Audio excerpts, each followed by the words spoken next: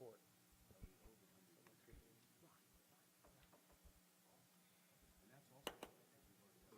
All right, let's get this on the road. Welcome everybody for those that are here at Town Hall and Chambers.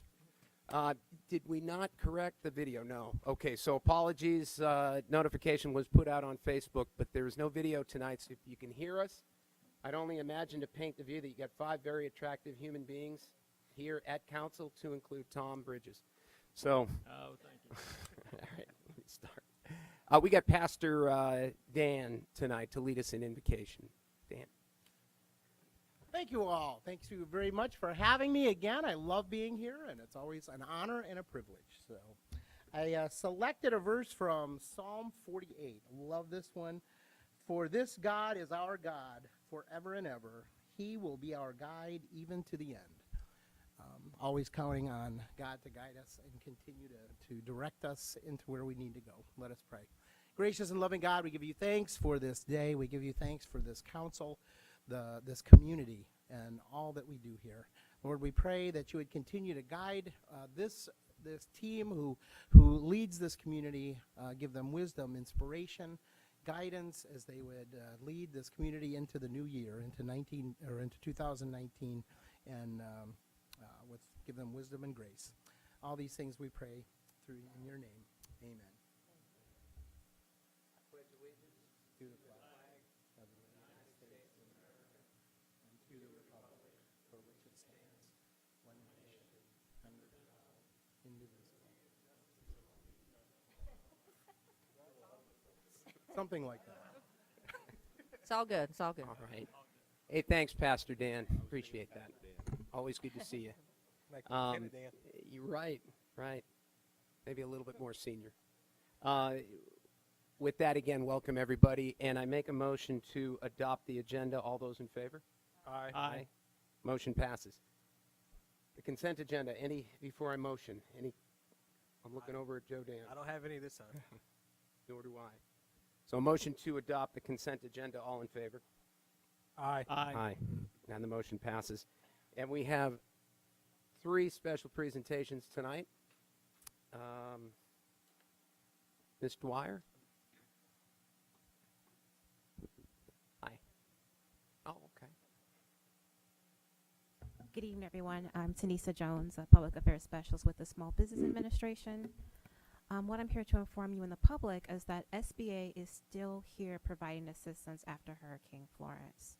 So our physical damage deadline did pass in December, but there is still an opportunity for people to apply, but they must provide a written explanation as to why they were not able to apply by the deadline. Now, I know the holidays just passed, and perhaps business was slower for businesses. So there is an opportunity for them to apply for an economic injury loan.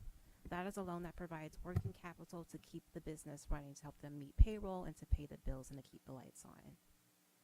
For those who have already applied with us, we are still here to answer their questions. They can check on their application status. If they were declined, they can apply for an appeal, and they can do that by visiting our Disaster Loan Outreach Center, which is located at Independence Mall. And they can also call our 1-800 number to get an update, to ask any questions, and to have, to go through the appeals process. There are 3 ways that people can apply. They can go online at disasterloan.sba.gov. They can visit I'm sorry, disaster. Can you say that one more time? disasterloan.sba.gov. They can call our 1-800 number, again, to request a paper application, which is 1-800-659-2955. And they can also do this in person at our Disaster Loan Outreach Center, which is, again, located at the Independence Mall. And I have some flyers here that I will leave at the table in the back for anyone interested or knows anyone impacted who may need the information. And that's all I have for you today. Thank you. Any questions, Ms. Jones? Yeah, I spoke to, and his name escapes me. Kim, you and I and Ed spoke to the gentleman. I want to say his name is Chris. I'll make sure I get it out, or we can get it out on the website again as a reminder. Who will be giving, is still in the area through the end of January to give individual loans. So not town-related, not small business, but individuals, and we'll make sure his point of contact info is still out there. after January 31st, as I understand it, that individual who would represent any claims coming in later, like now, as you're saying, with the deadline, will be up in Raleigh. So the opportunity to file a claim still exists. That's the key takeaway here. So thank you very much. No, thank you. Thanks. All right.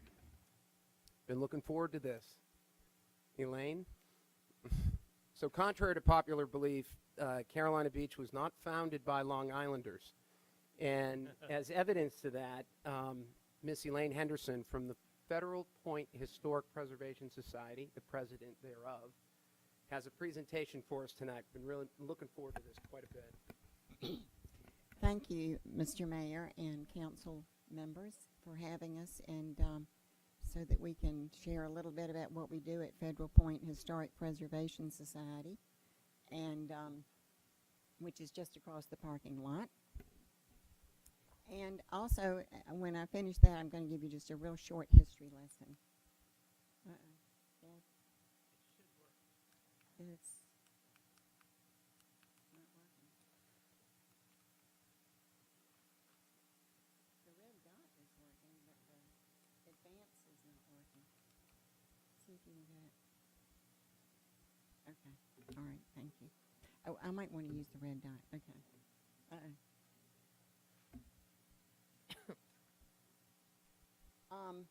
As I said, Federal Point Historic Preservation Society, just across the parking lot. We're actually two things. We're the society, and we're also run the Federal Point History Center, which was the former picnic shelter for the Blockade Runner Museum, which closed in 1982. And you can see the cupola, the roof is still there. There's an extension in the back, and we don't have the weather vane on top. But anyway, that's the very same building. And we rent it from the town. Our center is open Tuesday, Friday, and Saturday from 10 to 4. We have a museum, a gift shop, and a library. We have our monthly meeting is the third Monday of every month, and it's at 7:30 generally. This month, our January meeting, we're very lucky to have Mark Wild Ramsing, who has just completed his career as the deputy state archaeologist with the Underwater Archaeology branch.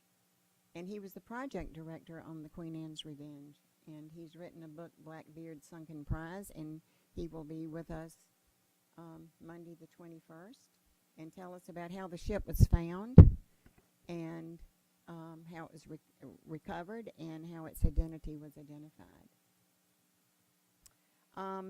At Federal Point, we do lots of things. One of the things is that we conserve and collect documents and maps.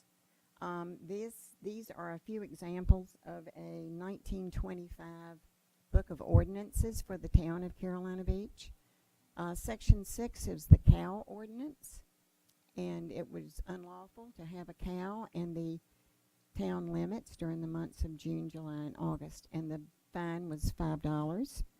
And that's $70 in today's money. So $5 was a right hefty fine in 1925. And then the building permit, that was Section 25, that you had to get a building permit from the building inspector, and his fee would be 25 cents for each and every room. And then Section 28, council will be interested in this, is how much the Board of Commissioners was paid. They were paid,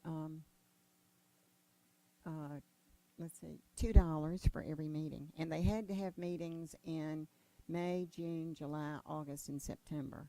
And the last one example is the bathing suit or the bath suit ordinance, and which basically said it's okay for you to wear your bathing suit on the boardwalk if you're walking from your cottage or hotel to the surf and back, but no promenading on the boardwalk in your bath suit.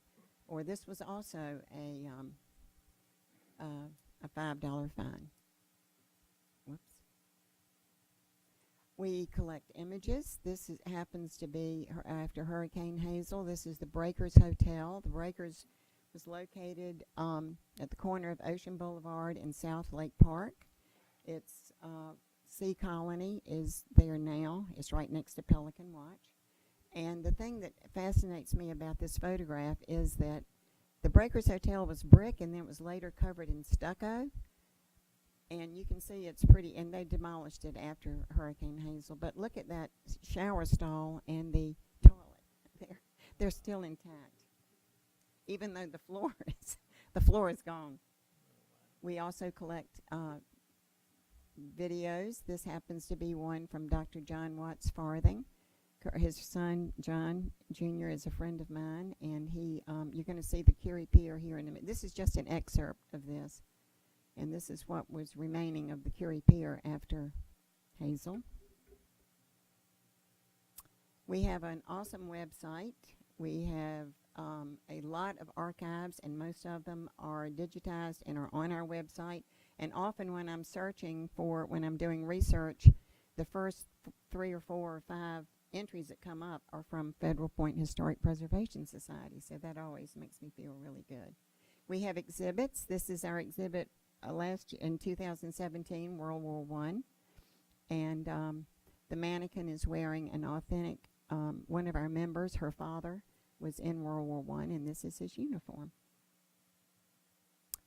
Last summer, we had our first annual historic Carolina Beach Boardwalk Tour, which we will continue this year. It was a huge success.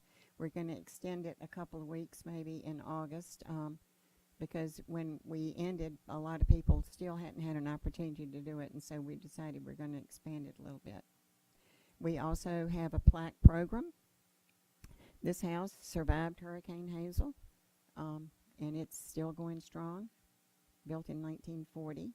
And this is the Price Cottage, where we had a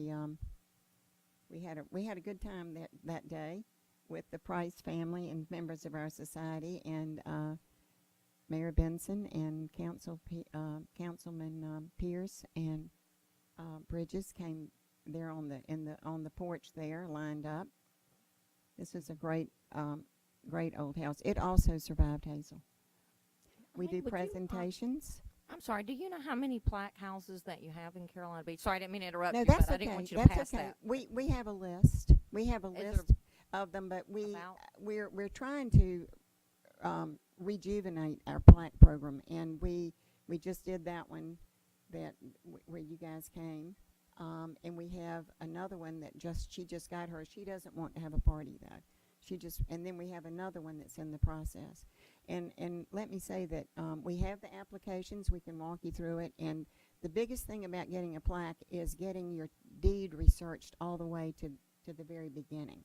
But Ned Barnes, who is a member of our society, did all of the, one of his workers who actually works spends their days downtown in the Register of Deeds, and he is doing that work, and that would cost, if you had to pay for it, about $500. So that's a great service.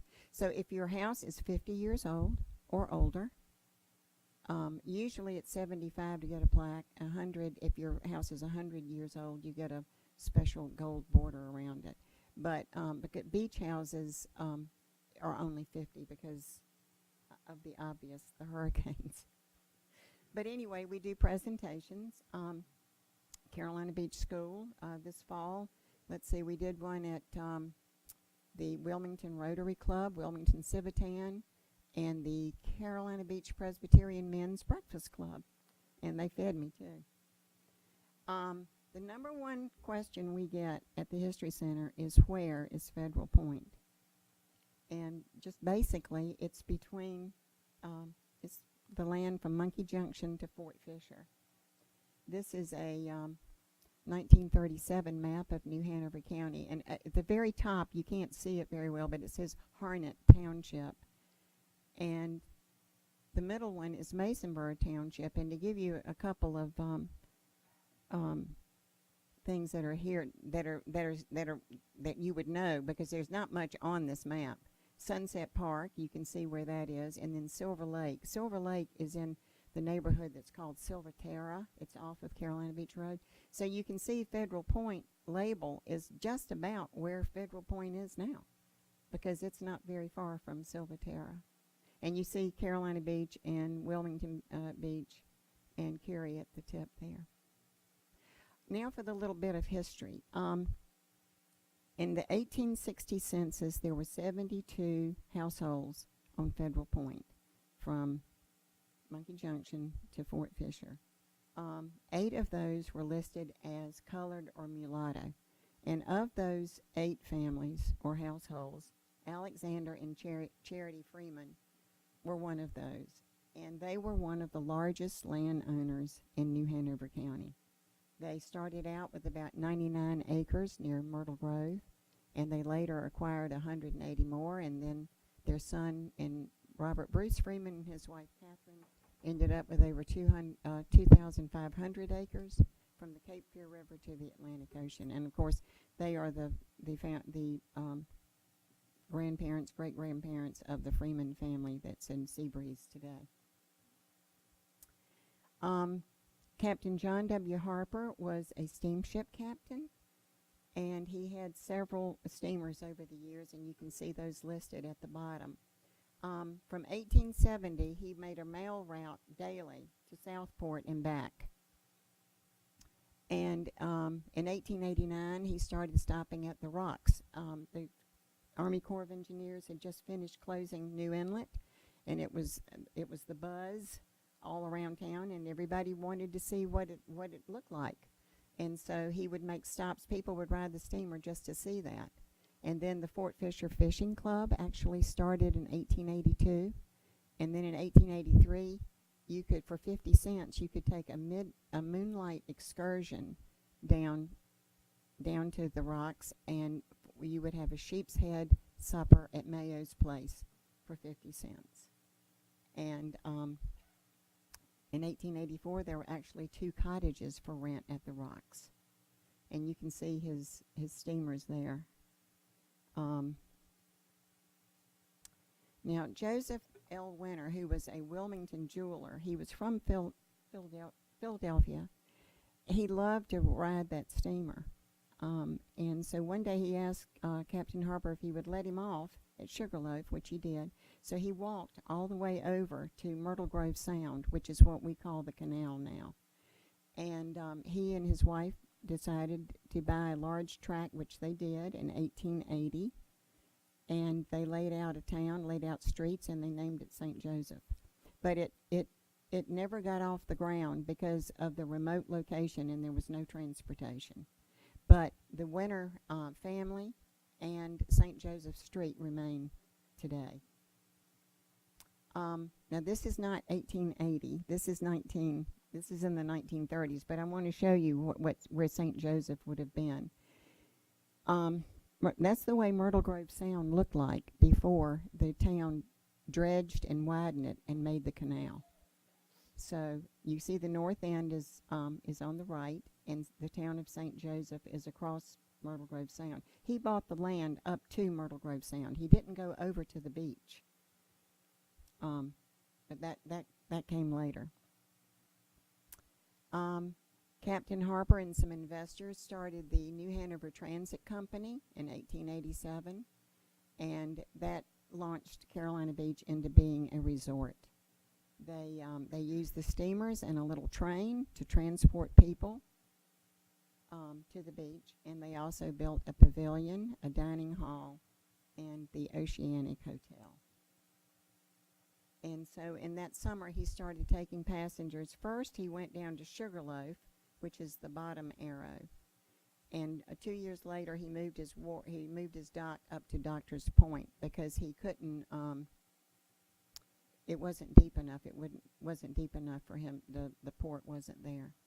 Now, in order to do this, Captain Harper and his investors had to purchase the right-of-way from the Winters to have the railroad go across their property.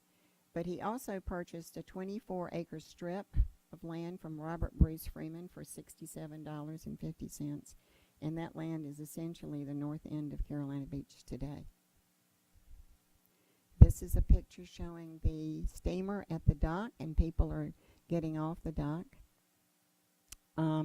This mode of travel with the steamer and the train continued until about 1919 when automobiles, people wanted to drive everywhere. And Mondays were reserved for black excursionists. And this is a 1906 soil map, which I love, not because I know anything about the soil, that's what all the colors are, but because it shows every road, albeit, you know, a little cart path, in New Hanover County and every train track in New Hanover County in 1906. And you can see the train track there going across the peninsula, and that was the right-of-way he had to buy from the Winters. And you see it comes out to the sea beach, which is right here. This is the land that he bought from Robert Bruce Freeman, which is the north end of Carolina Beach today. And you see the train went up the north end just a little bit. And it's interesting that the Carolina Beach Lake on this map is called the Big Pond. And it looks really big. It looks a lot bigger than what's there now. But anyway. Oops.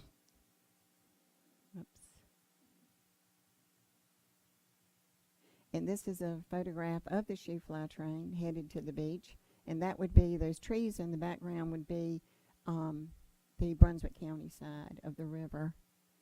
And the funny thing about this train is it went forward to the beach, but when you came back, you had to ride backwards. It had nowhere to turn. It didn't turn around. And this would be its destination, which was the pavilion that was designed by Wilmington architect Henry Bonnets, who designed Lumina. It was actually bigger than Lumina. And you right here is the first. It's a boardwalk. That's what boardwalks were. They were literally boards that you walked on to stay out of the sand. This is another. This happens to be a postcard of the pavilion, and look at the steps that go all the way across that pavilion. And they would have church groups and that would come for the day, and all kinds of visitors. I mean, it ended up being a really, really big deal, and it got bigger every year. This is what Carolina Beach looked like in 1911. Over on the left, that's the pavilion, and they were always running out of room, and it wouldn't take them hardly any time to build a building because they had they didn't have to jump through hoops like you do today. But they built an annex. That's the ladies' bathhouse. This is Hans Curie's cottage. It was called the Smith Cottage. It was a Negro pavilion. The men's bathhouse and a 10-pin alley, which the Curies owned. And beside it, you can't see it very well in this picture, but it's a skeet shooting gallery. And a lot of people don't realize that the Curies were very involved in Carolina Beach in the beginning before they founded the Curie Land Company. This photograph it's a very rare photograph, and it shows some Carolina Beach visitors actually buying fresh pigfish, I think it is, and those would be members of the Freeman family. They were fishermen from the get-go, and it's a wonderful photograph. And when I first started looking at all these archives, I was taken aback by the ladies in their fancy dresses and hats, but that's the way they dressed. You would see some people dressed like that, and some people in bath suits. And this shows some Carolina Beach girls, and in front of the pavilion. And a lot of people don't realize that the Hanover Seaside Club at Wrightsville Beach actually started at Carolina Beach. And this is what it looked like. It opened in 1898. And they were here 9 years before they built another one at Wrightsville. And in the beginning, they intended on keeping both locations. But I think that their trolley was so much faster than the steamer and the Shoofly train that they ended up selling this one. They owned the whole block between present-day Seagull and Sailfish. This is a book. This is that little book of ordinances, and you see there that the first mayor of Carolina Beach was named John W. Plummer, and Carolina Beach was incorporated September 5th, 1925, which means that September 5th, 2025 is going to be Carolina Beach's 100th birthday. And we need to get to work, form a committee, and get working on that. The Federal Point will be glad to supply the history, all the history you need. And I want to again thank you, Mayor Benson and Councilman, for inviting us here tonight. And we hope that maybe we can come back. Thank you. Thanks, Elaine. Thanks for having me a few Thanks, weeks Elaine. ago. too. Yeah.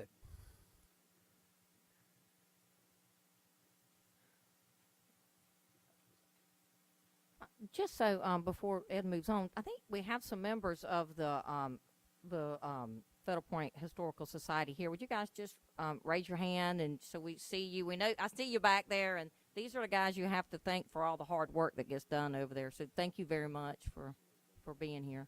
And Elaine, did Felipe get in touch with you from Cupboard Grocery? The guy, Philip. He goes by Felipe.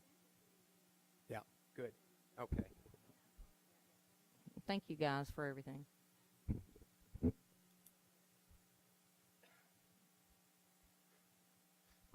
Mayor, Council, I don't think I can top that presentation, but Nope. not quite as interesting, but anyway, I'll give it a shot. Oh, come on, Ed.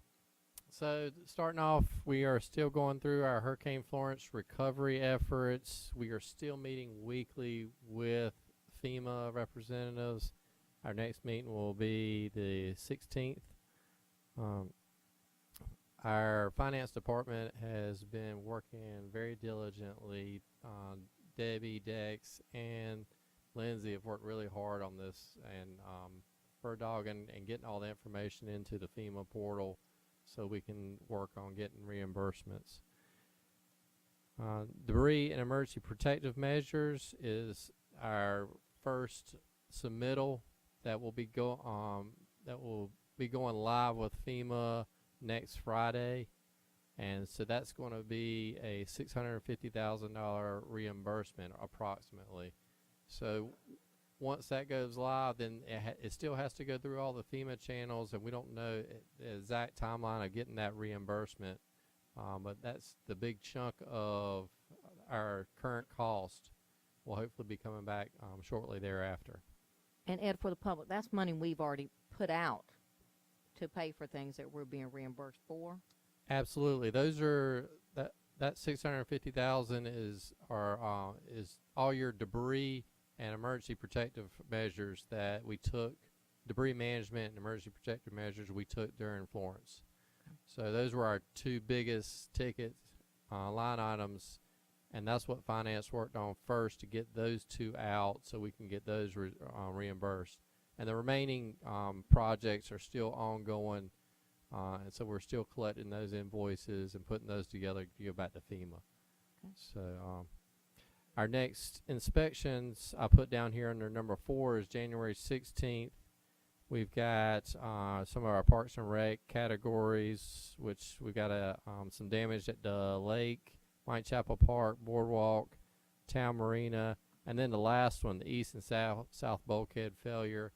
That's going to be the big one. If they will, we're looking at repair versus replacement costs, and we're hoping that FEMA's going to look at this as replacement costs for mitigation, which is how they looked at the west side bulkhead. If we can get funding for that, that would be a big win for the community if we could get that bulkhead replaced. Right, because FEMA really wants to improve it so it'll withstand the hurricane better next time. They'd Yes, like sir. upgrades. At least Yeah. that's what they told us. They don't really want to put a Band-Aid on it. They'd rather us Right. improve it and make it last for a long time. Yeah. So Might we're as well take advantage of that. That's a good boost for us without our money. right.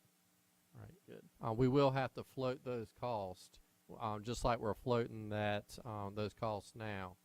So that will most likely be a loan that we have to go through because the bulkhead will be probably a little short of $2 million, but it'll be quite an expense. We have a January 22nd workshop. We were at that going to try to add up some costs. Today was our last day to put in projects, damages from Hurricane Florence.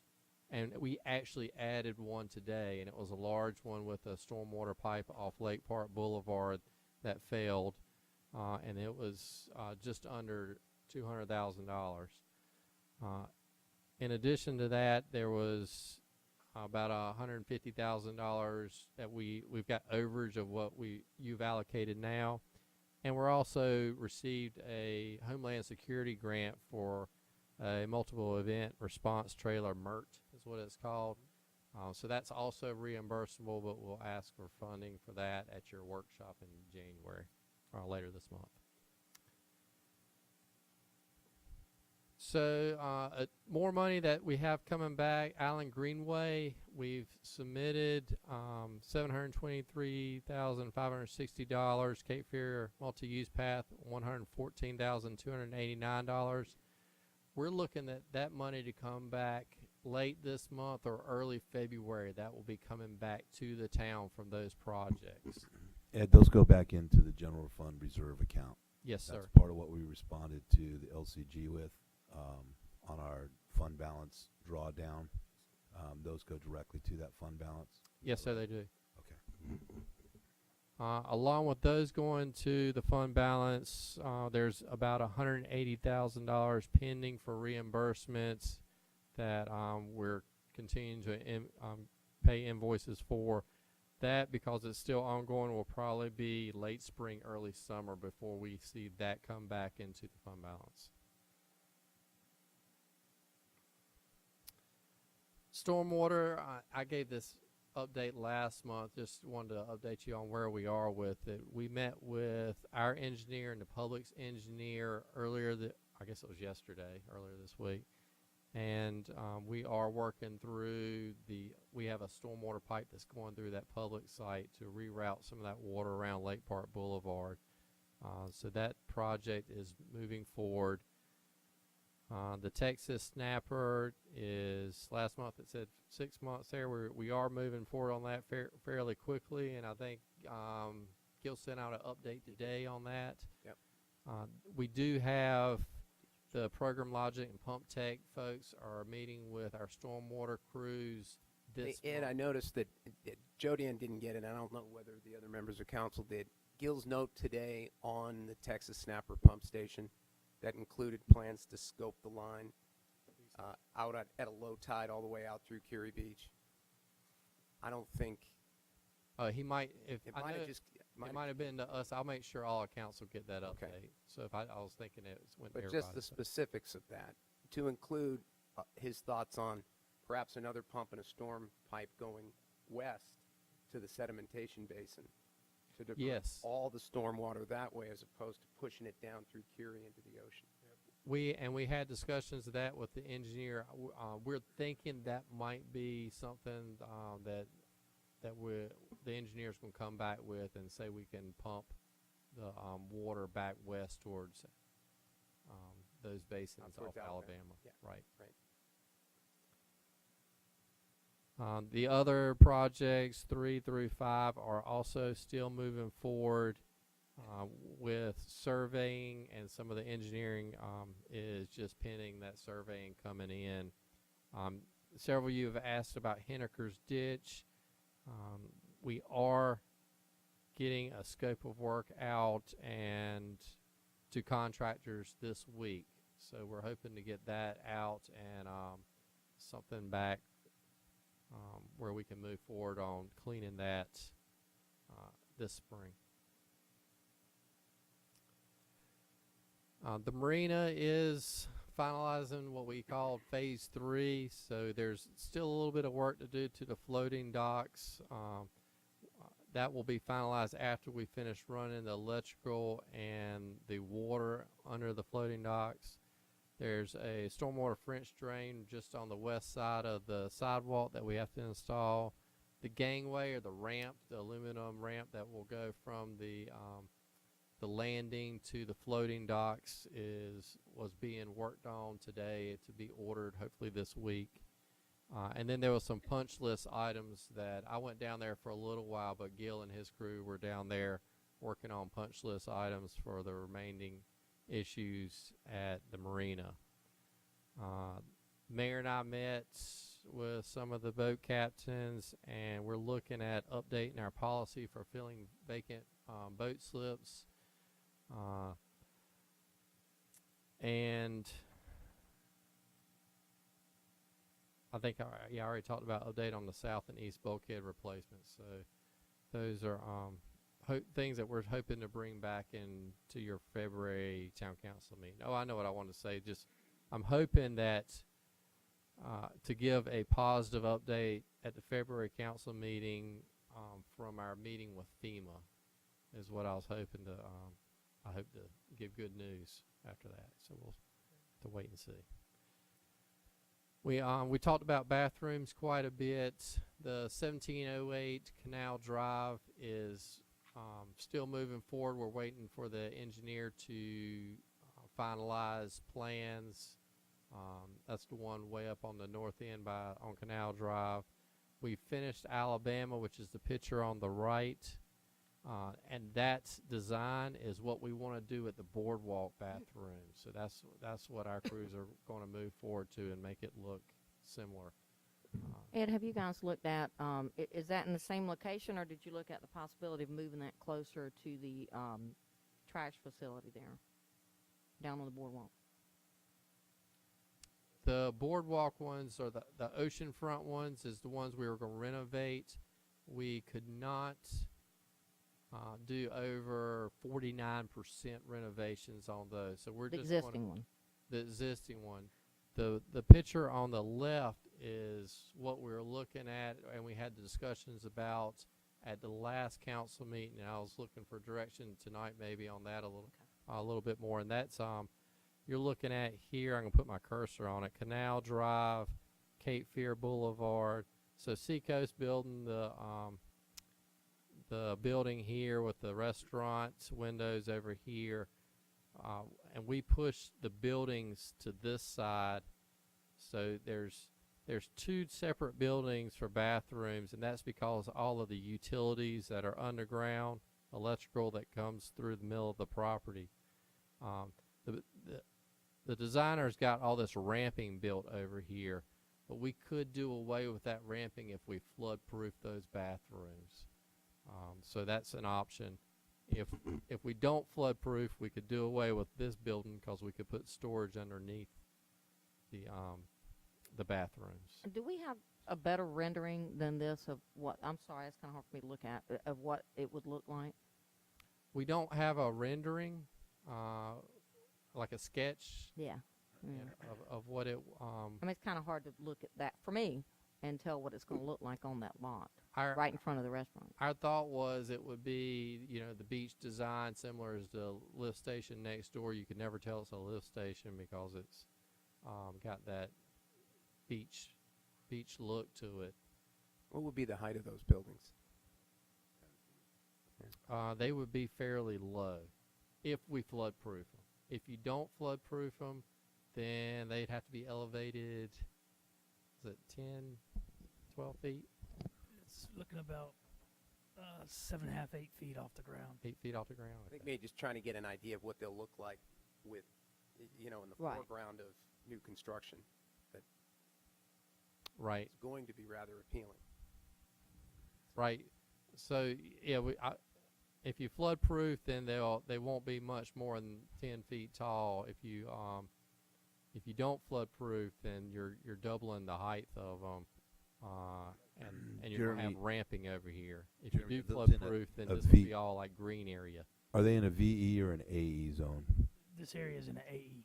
So the flood proofing is the vents, right? The No. floodproofing is for it to be the doors and any openings to be Right. sealed so water can protrude in Okay. case of an event. And that you're saying that's electric easement between the two buildings, we can't build on top of that? Right. And what's that wiring for?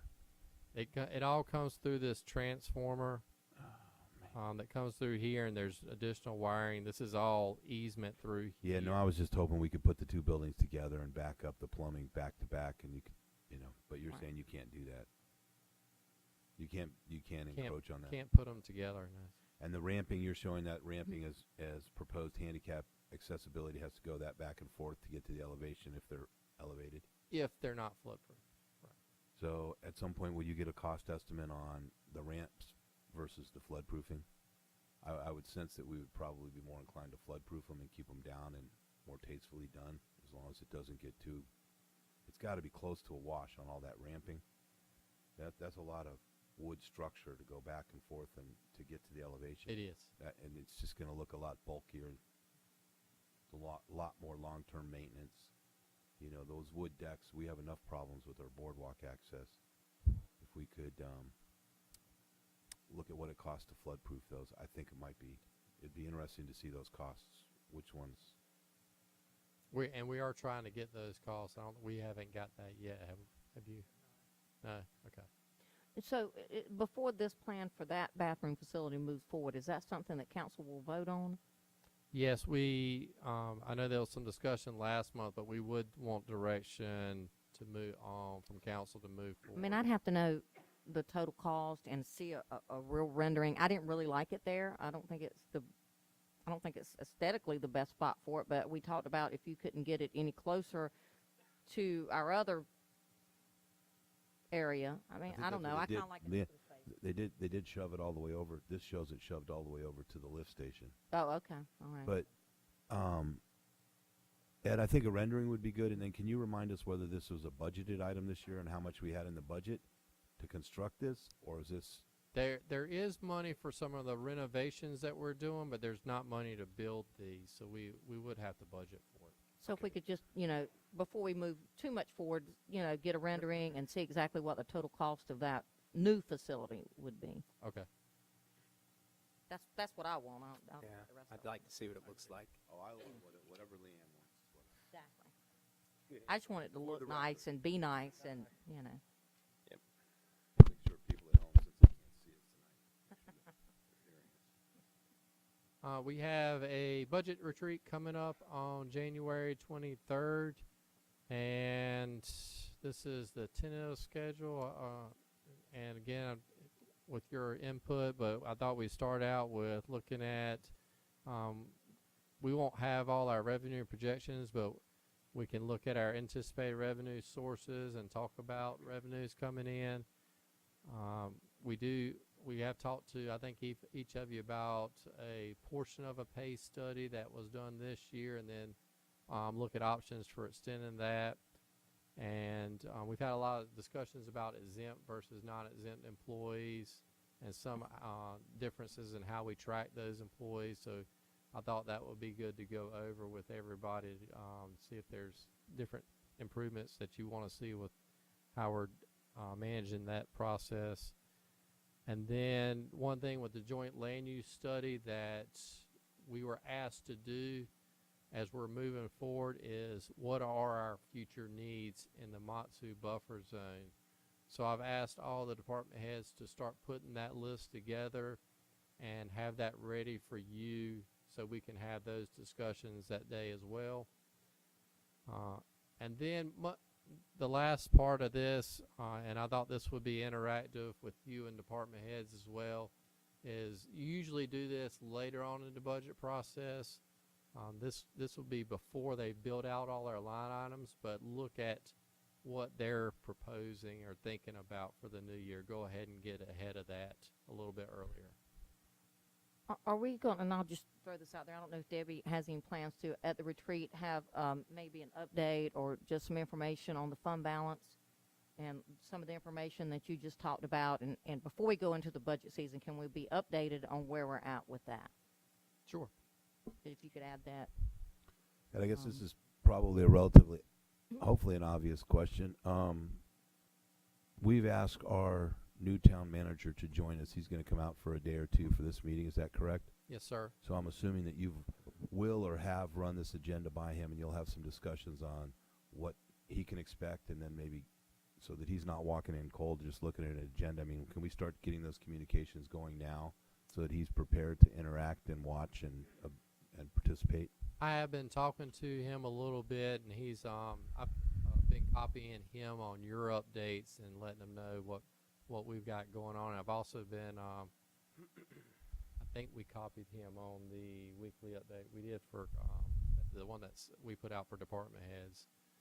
So, Okay, so he is on the department head now. he email. is starting to get all that information. He's very interested in delving in and figuring out Great. where we're at. So. Like we've invested in the opportunity for him to come out a month early to make sure he was at this retreat. I just want to make sure we're getting him all the information ahead of time, between you and Debbie, or Kim, anything they need, or Ms. Fox, so that he's prepared to ask us questions or interject and help guide us in making some of those goals and objectives and things that are attainable from a managerial perspective.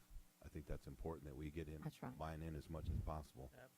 Absolutely. And I agree. Make a suggestion that he go ahead and be copied on any department heads and all the information, that emails that circulate every day, so he can start reading those. We'll do. Are you is that going to be in your updates in just a minute to update the public on that, what we've done for the town manager? It is not. Maybe now's a good time if we want to do. Well, I was going to make that suggestion. Go ahead. That's a beautiful segue right there, Ed. Beautiful segment. So we have moved forward with hiring Lucky Narain as our town manager, who's coming from, he's originally from Virginia, but is coming from California. He's recently left as a major from the Army and has been working in local government for a number of years. Is also fluent in Spanish and has a law degree and practice, passed the bar in both New York and New Jersey. Quite a impressive background. And Ed, what's the anticipated date for his first day at work? February 25th. So that means you would be running next month's meeting? Yes, sir. Okay. Well, thank you, what you've been doing to date. Thank you very much. Appreciate it. Thanks, Thanks, Leslie. Ed. Hey, Ed, 2 saved rounds from your update. First, Matsu, you know, because I reached out to you earlier today. I've been speaking to now the third time with Colonel Carlisle and her team, and they support our desire to put lake spoils on our leased property. So that's good.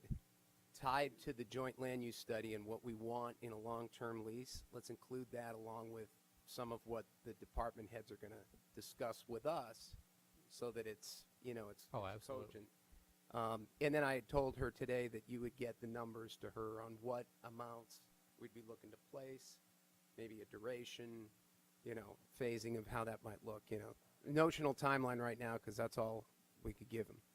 But that was a positive step. The second thing was regarding the budget. I've left some comments to you on email, just broad stuff.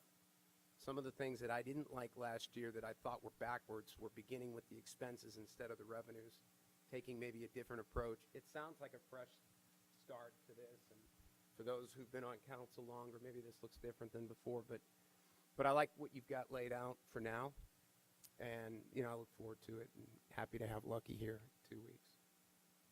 Appreciate it. Sounds good. That is it. And I have one more slide. This is just upcoming. We have a land use plan steering committee.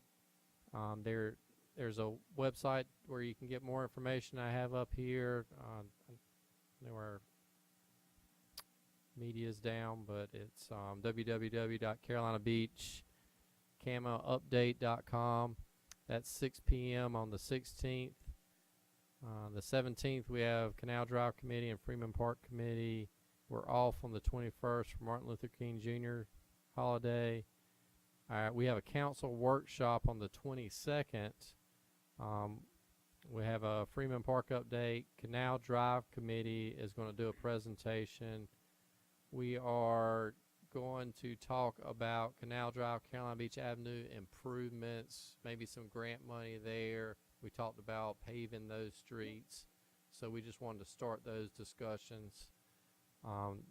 The fire department has a presentation And we will, as I mentioned earlier, have the budget amendment for FEMA and the MERT trailer for the Homeland Security grant. Will all be at that meeting. So that'll be a busy meeting.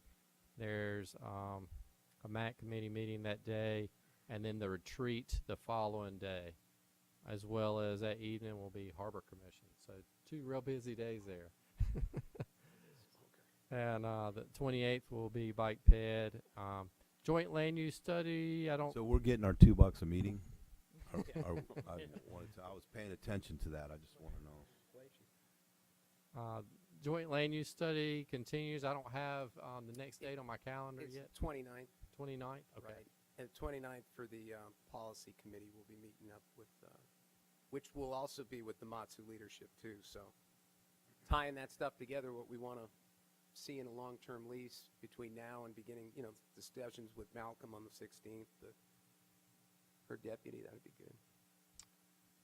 And I put a note at the bottom, our emergency operation plan work groups that we talked to you about after our hurricane hot wash. We have started those, and the fire chief helped us organize those and get the committees started meeting this week. So that's we'll be continuing in our next few months before we bring something back to you. And then, Well, wait, Ed, on that Yes, sir. EOP work groups, we had a resident reached out and asked about putting together maybe a pre and post hurricane response team of volunteers that would have some kind of emergency services background, and they could assist in going door to door. And I know the last couple of years we did an EOC training. We invited the public in to get work on that. We didn't do that the last 2 years, but 3, 4, and 5 years ago we did. So at some point during the EOP work groups, can you maybe look at working a citizens volunteer group that could help augment some of those needs pre and post, doing some assessments on, go door to door and see what the residents need, or make sure people have medicines or evacuation plans or that kind of thing? There might be some liability issues with that. I've looked at it before. Well, that would be the legal thing to bring up at this point, Ms. Fox, but so if you could work with Mr. Parvin on that and see what we could do to overcome those, or maybe it's not possible. But I did have a resident ask me in response to some conversations that were going on in the public about, wouldn't it be nice to have how they could engage and and volunteer pre and post storm on what they can do. And if there's a role there, that would be great. Anytime we can get the citizens involved, I think that's tremendous.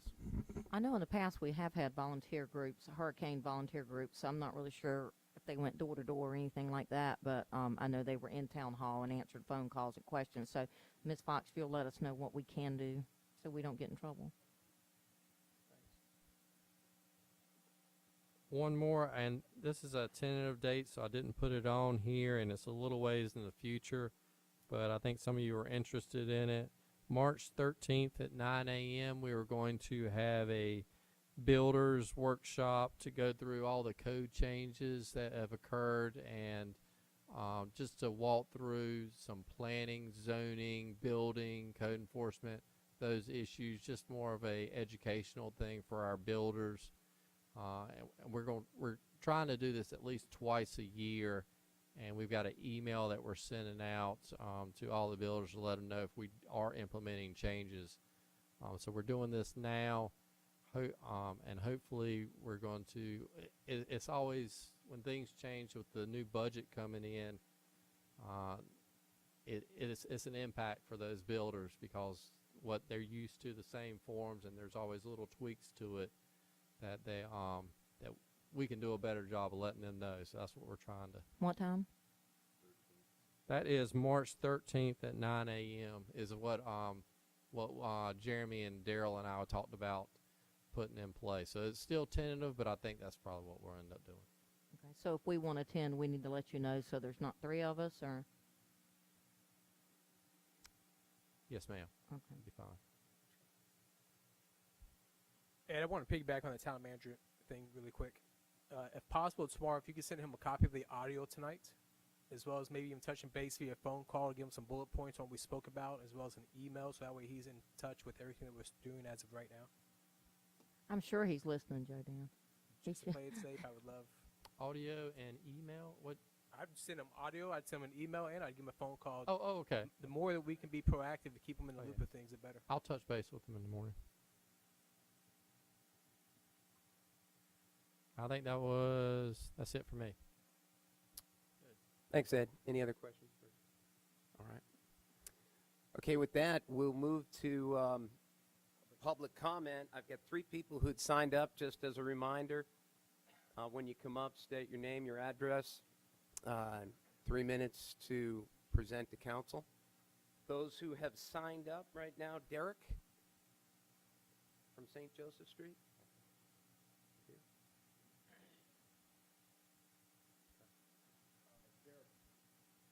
Derek Than, 500 St. Joseph Street. Just commenting on the height and regulations that's going on. Pros I see with the economic side, allowing developers to build taller will fulfill demand for more housing, make rent more affordable, provide higher density of people. But density has its limits. As an oversaturated market, it's not sustainable either. More housing does not necessarily lower the cost of living, which is a big point. And affordability, we're closely related to building height and density. New York City and San Francisco would be 2 of the most affordable cities in America. Developers building rampantly for profit will get a cluster of tall buildings, thus what happened in Myrtle Beach, where I'm from, Surfside, Garden City, or little townhouses, the 3 to 4 story condos ripped apart, turn into the high-risers, which more pollution, more crime, more everything. Thus, did not decide to go back there after college. It's a slippery slope when you start that. I'm going to travel a lot and everywhere. Going to Hawaii, for instance, height restrictions, nothing over the height of an average palm tree. Usually is the state quota right there. They want to protect the view, the skyline. The American way is bigger is better is not always true when it comes to blocking the beauty of the island, the land, the skyline. So this is a gem on this island. I mean, you start allowing this way, bigger, badder. I've seen it. I've lived it. Surfside, Myrtle Beach. Nobody wants to go to Dirty Myrtle. I don't want this to turn into Dirty Myrtle. Thank you. Thanks, Derek. Amy?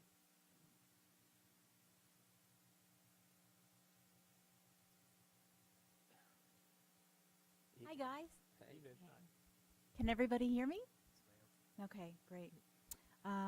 Mr. Mayor, council, staff, Ed Parvin, who's done an amazing job. Yes, he has. I'm Amy Hooker Kidd of 618 Clarendon Avenue, and I know that council is going to be discussing moving forward on a resolution in support of a grant application for a multi-use path on Clarendon Avenue a little later in tonight's meeting. I think it's 7A on the agenda. And while I realize that a grant application is just one of many steps in the process, I want to bring forward concerns that I've heard from neighbors and friends across the island. Concerns about costs, about flooding issues, and the fact that maybe other areas should be higher priority for multi-use paths, among other things.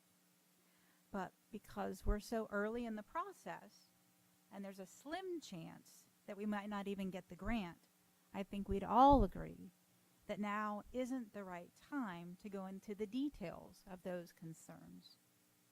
So with all of this in mind, I'd like to respectfully ask council, if the grant comes through, can we agree to hold a hearing to gather input from the public before moving forward with any multi-use path on Clarendon so that we can get feedback from our residents, neighbors, and friends?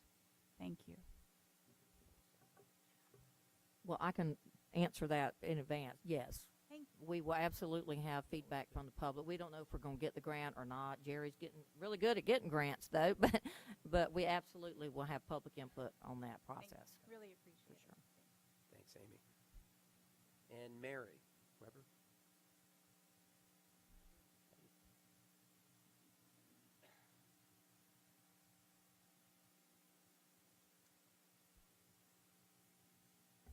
My name is Mary Weber, and I live at 500 St. Joseph Street in Carolina Beach.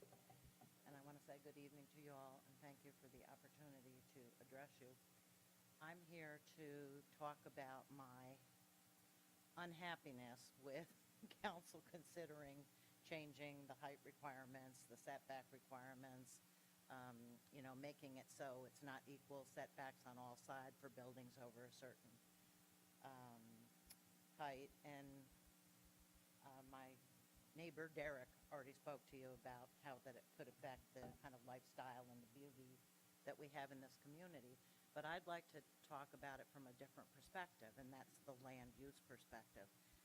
Now, correct me if I'm wrong, but my understanding is the land use process involves input from many groups, citizens, residents of of Carolina Beach, and not just maybe builders or developers, but all of us who live, work here, vacation here. And it takes into account the things that all of these people bring forward as issues, or how they address how they would like to live and what they would like to see in the future of this community. So the land use plan, I don't think council should look at amending that, lightly. I think that any request for that should be studied carefully. And when I read the current one, it seemed clear to me that the people of Carolina Beach really wanted input on this, because you could have tagged on to Wilmington's, New Hanover County or Wilmington's plan. And I say we, but I didn't live here then. But they chose not to. They chose to do their own process so that they could craft a plan that met their needs and sought to build their vision of what the future of this community should look like. And as evidenced by something you had up on the screen, you have a process in place for a new plan. So you already have a contractor who is going to organize this whole thing. You have a steering committee established, and you have a meeting set up already. So you're into it already. And the last one took about a year to develop, so you could hope for about the same thing. So my thought is, when you're so soon to have a new and current plan, what's the rush to amend this one? Can't we wait until we hear from other people and a bigger group, a more representative group of people who live in Carolina Beach? When I read the current one, there were millions of ideas, and you winnowed it all down to some particular topics and ranked some of them. And it seemed to me that the ones that were in the top, like 5 or 10, included density and building height, which people were not in favor of granting any leeway in those two areas. And it also included traffic and parking. Now, I'm not aware, I see lots of building going on here, whether it's over 50 feet or under. I'm not aware of anything that's come along to enhance or increase parking or to manage the influx of a lot more cars. A lot of more cars, listen to me, more cars. So I just would urge you to not rush to judgment here. I think it would behoove us to wait that little, maybe I'm missing something. Is there a compelling reason to amend the soon-to-be defunct plan now, rather than wait maybe 10, 11, 12 months to have current information about people's wants and needs and desires, those who live and work here? Mary, is your comment maybe another way of saying why preempt the actions of a committee that we've appointed that's doing work right now, a steering committee?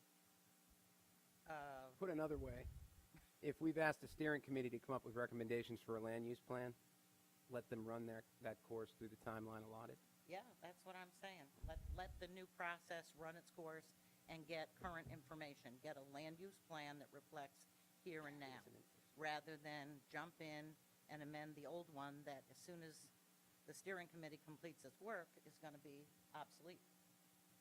That's what I'm saying.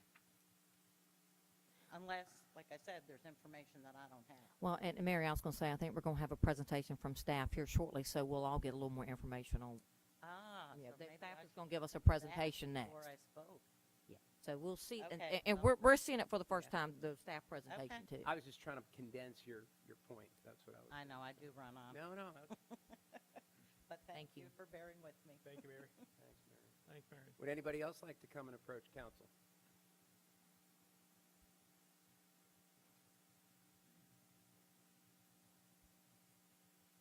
Oh, Mr. Mayor, Council, Evening, Brett. just wanted to let y'all know that I am so proud of my bike path on Cape Field. That is going to be one pretty street when those crepe myrtles start blooming, and the people are using it.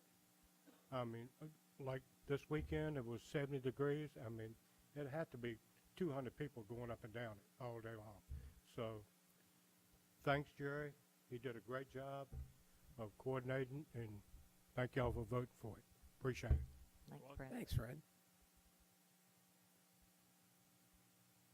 Anyone else? All right. Appreciate the comments. We'll move on. I think we have a presentation on from Jeremy. We get two. First one on policy 31 alpha.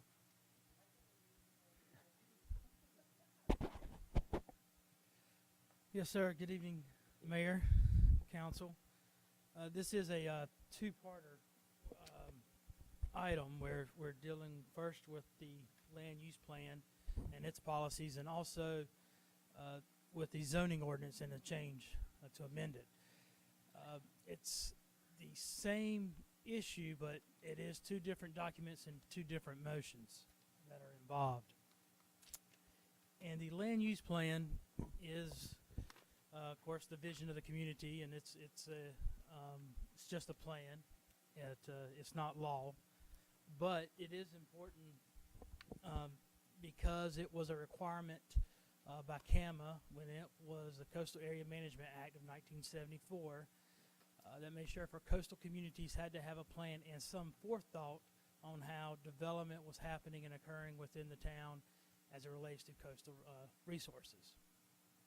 And to further emphasize that, if there's development happening in the area of environmental concern, which is adjacent to the water, it has to be consistent with the policies and the vision that's laid out in that plan in order to issue a permit. The town, the state cannot issue a permit with development that is not consistent with this plan in that area. So kind of how the land use plan and the zoning ordinance differ. You know, the land use plan has can have some goody-feely statements. It can recommend. It has some may statements. It has we encourage. And it speaks in more general terms and a vision of the area. And then it becomes kind of the basis for decisions involving land development. Just as an example, you know, there was a policy, current policy in the plan that says the town to continue to seek improvement in development standards which would result in lower insurance premiums for the town property owners. Okay, so within the last update to our flood damage prevention ordinance, we recommended for all development to be 2 feet higher than what FEMA minimum elevation standard is for development.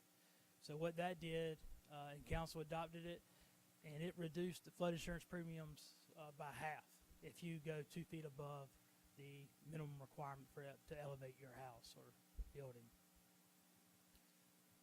And of course, the zoning ordinance is really is more specific, where you have the standards for development and specific uses and allowances, where it has the height limit and what's allowed where, as far as residential, multifamily, commercial, industrial.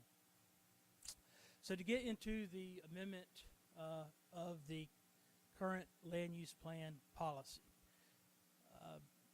here's just an example illustration on how that is implemented today. The policy is states that exceptions to the height limit may be permitted up to 60 feet maximum, with 1 additional foot on the front and both sides setbacks for additional foot in height. So, as an example, if the building height is 50 feet, you can go up to 60 feet, but you have to give an additional foot for every 1 foot above the height limit of 50 feet for the setback. So if, as an example, your front setback requirement is 20 feet in your side and your rear is 10 feet, and these are the minimum setbacks that regardless of your height you have to meet, whether you're 25 or 50 feet, you have to meet those setbacks. Wait, Jeremy, are those the actual setbacks that we require in Carolina Beach? This is an example. Some areas are 20, some areas are 30 in the front, some areas are 10, some areas are 7.5. So we do have areas that require a 10-foot side setback. Yes, sir. Okay.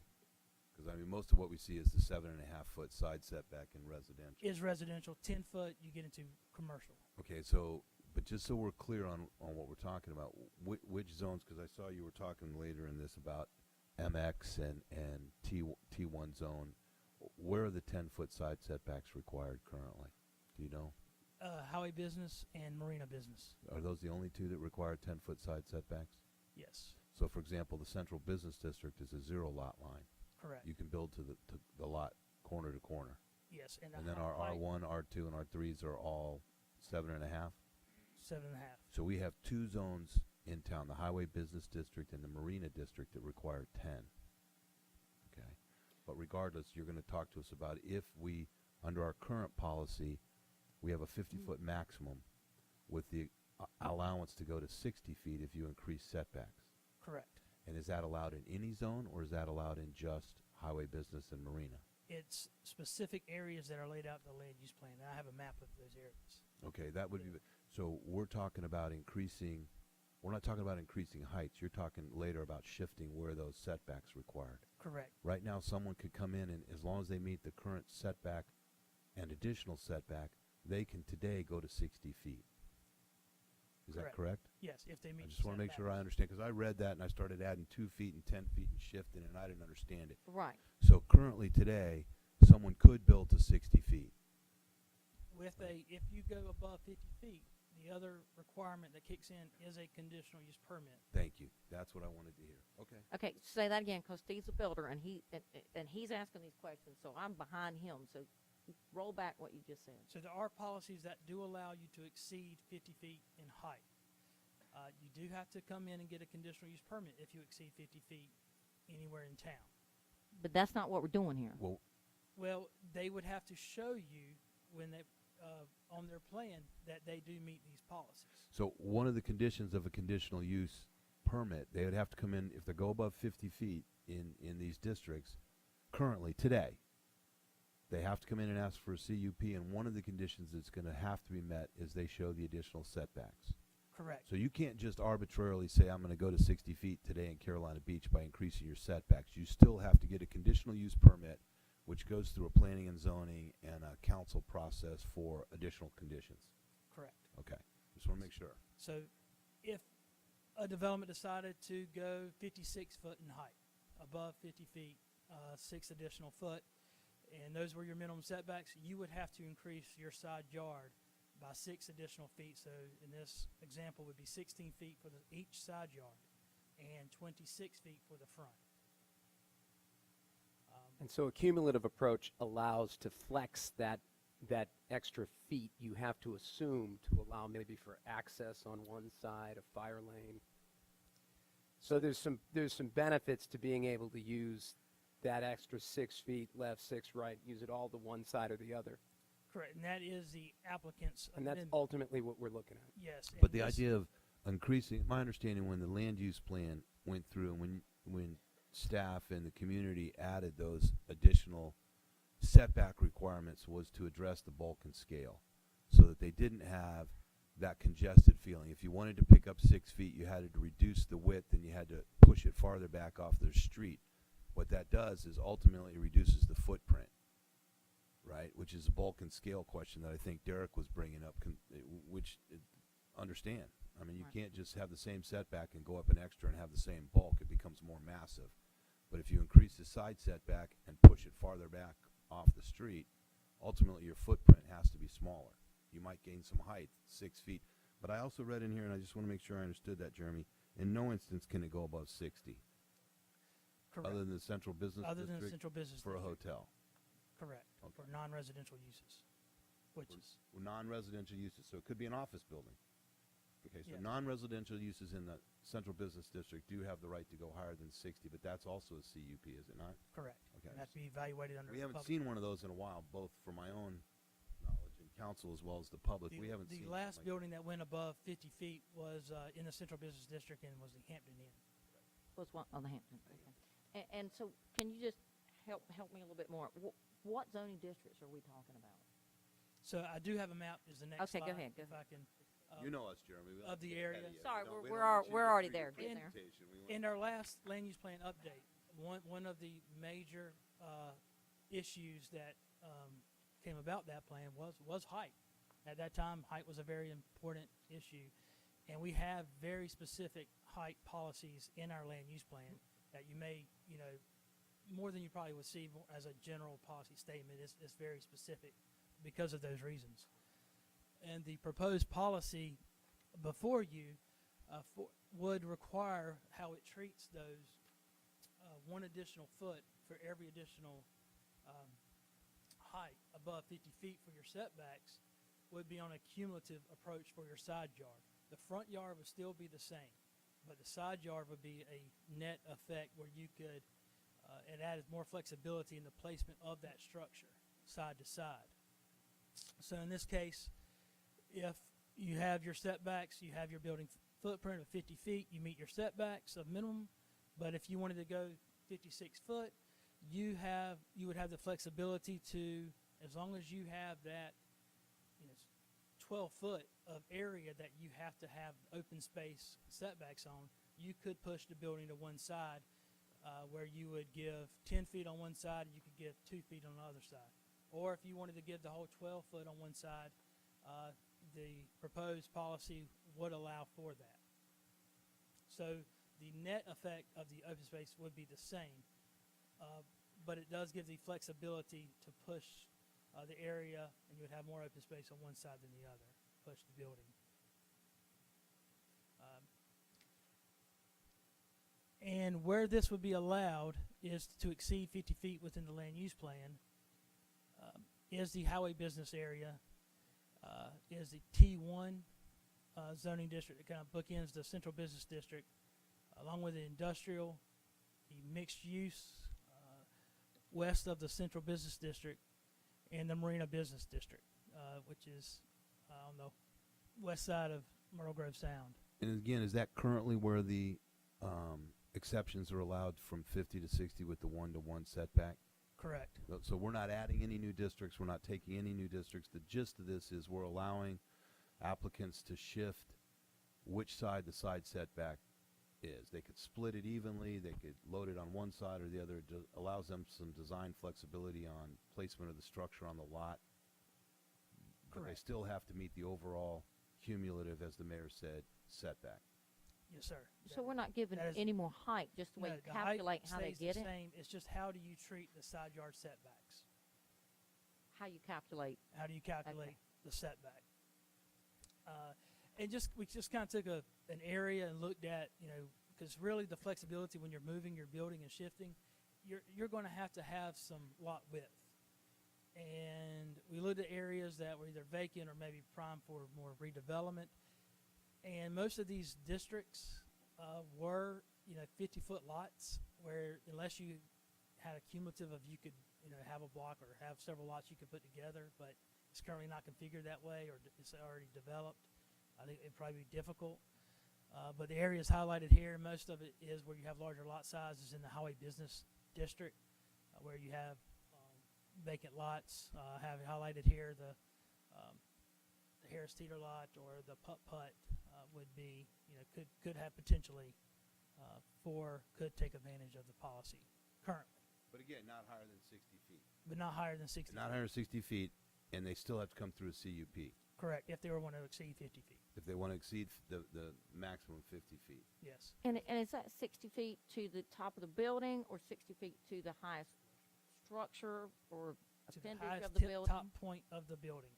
Whatever it be, you know what I'm asking? Well, that's the question. I mean, down on two large hotels that we granted over the last few years, right? The Marriott and the Hampton. They had a height limit, but then they got an additional allowance for an appurtenance for HVAC or The elevator shaft. And they put a parapet around it, so you don't really see that. But those weren't, if I recall, those weren't calculated in their height limit. Were they, Ed? There was an exemption within the land use plan for 10 feet for hotels. Just hotels. For hotels. Why That's- wouldn't we do that for a commercial building in general? I mean, if we're seeing building codes that require, like you had the freeboard or an elevator, the fire code, the Daryl's requiring all sorts of new stuff with, I mean, if they want to put an elevator in, how do you handle that appurtenance on a roof? It would have to, if it's not, and there's only allowed in the central business district where you would have Okay. taller buildings. Gotcha. And I know we're jumping ahead of you, but I got to ask you before I forget. So since we made our original land use plan, which we talked about is quite outdated from a long time ago, have the building codes changed and things that would cause builders to have more restrictions now than they may have had then, or safety issues, accesses they need that makes it more difficult for them to build? Does that make sense what I'm asking you? Yeah, back in from '07,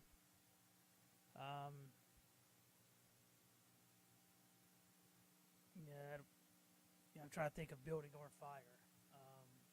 Well, I know there's a lot more fire codes and safety Yeah. issues that they would have to have different allowances. That's what I'm asking is, But there's not any, requirement as far as ceiling height, from 10 years ago or but from you those talked levels. about freeboard and you talked about height elevations for flood and things like that. So, and then that's a good point where, we are requiring to build higher.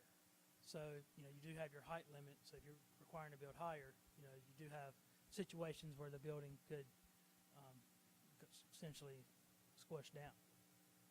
Okay. Well, Jeremy, I have a question. Is Harbor Oaks not higher than 60 feet? It is 100 and I knew I had 10 140. floors, so it had to be over 100. Yes, How'd that happen? 1984 happened. 1984. Wonderful year, apparently, for books. Yeah, they were got a conditional use permit to build 3 of those. Book. They only built 1. Do what? They got a conditional use permit to build 3 high rises there. Really? They only built 1. Then the condo boom happened and they And sold just a off the- comment, Tom, that's a lot of discussions we're having right now because Joe Dan and I are both on the steering committee for the new land use plan, and there's a lot of non-conforming structures in Carolina Beach, particularly down on the north end. So we're finding there a lot of non-conformance with our land use plan. Well, that's the one that just stands out because it is at the marina. So. Well, I would imagine from 1984, but Anyway, sorry. Yes.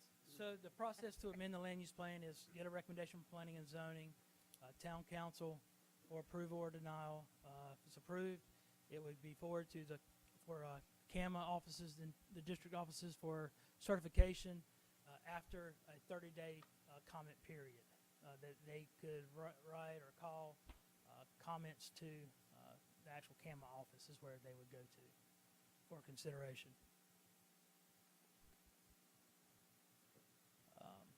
The action being requested is to adopt or deny a resolution to the town of Carolina Beach to amend its CAMA land use plan as it relates to the 1-to-1 setback policy when a building exceeds the 50-foot height requirement.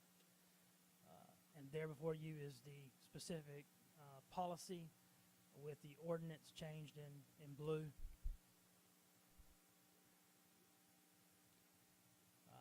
P&Z did recommend to approve it 5-2 for the 1-to-1 setback policy. And this was adopted in part of the 2007 land use plan. And we have never been approached for a development to even use this policy.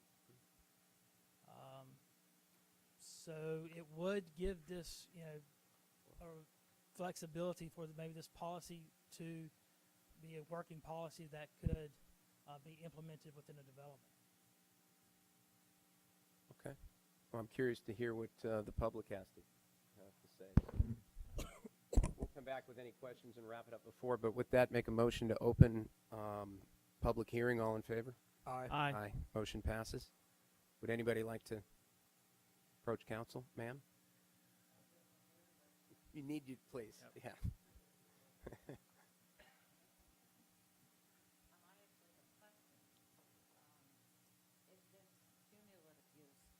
If you can get into the, all we have tonight is audio, so, Oh, yeah, please. if the cumulative plan gets approved, is there a minimum setback requirement between one building and the next?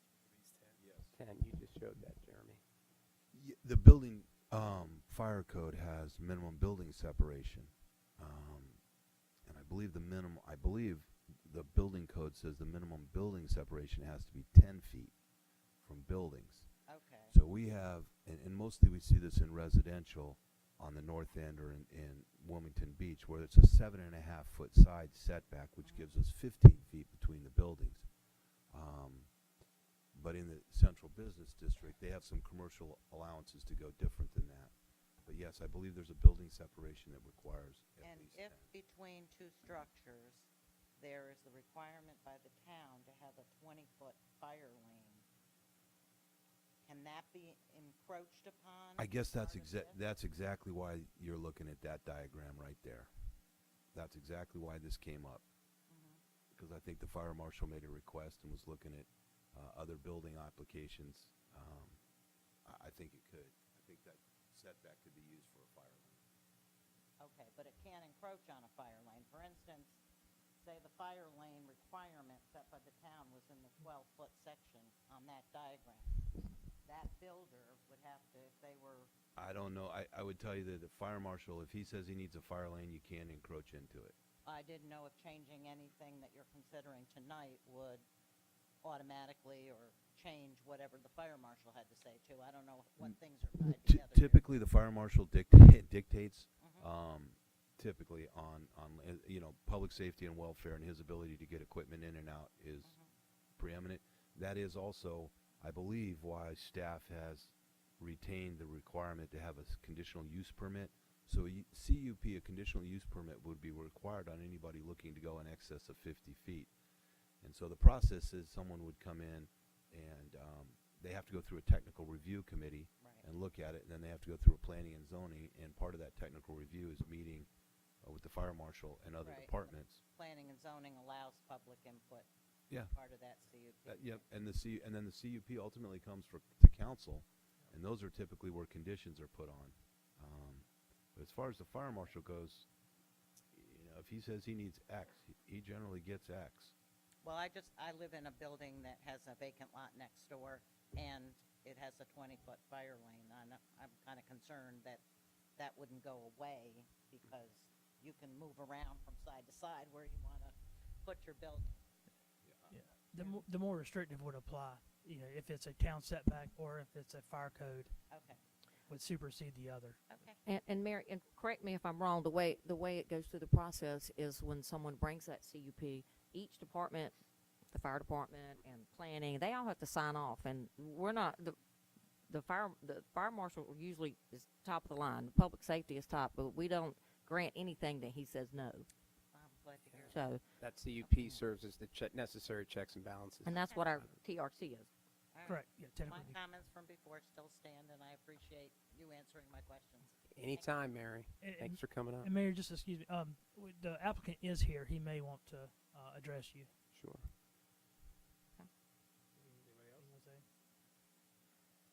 Okay. Okay. Would anybody else like to? Derek? And just while we're waiting on Derek to come up, I do understand her comments, you know, and that's a very valid comment, is the safety. Definitely safety. But also the parking with everything. I know we have, with going higher and everything, we have 18 units in ours. Being higher, you're going to have more than 18 units with Carolina Beach with the parking issue and all that. And with the Harbor Oaks and all that, I work in Wrightsville Beach and all that. And Station 1, they don't build them like that anymore. They're not allowed to. That was a huge thing over in Wrightsville Beach when they tried to build Station 1, which they did back in the 70s. But parking, that's a question. And again, staff would not approve a project that did not have the parking Right, requirements. right. So, That's I just mean, what there's I so know. many things set in place before it ever Right. comes to us. Gotcha. you know, that Thanks for your time. hoops to jump through for Derek, that. thanks for coming back. Thank you. Would anybody else like to approach before we motion to close? Okay, with that, I make a motion to close public hearing. All in favor? Aye. Motion passes. Council.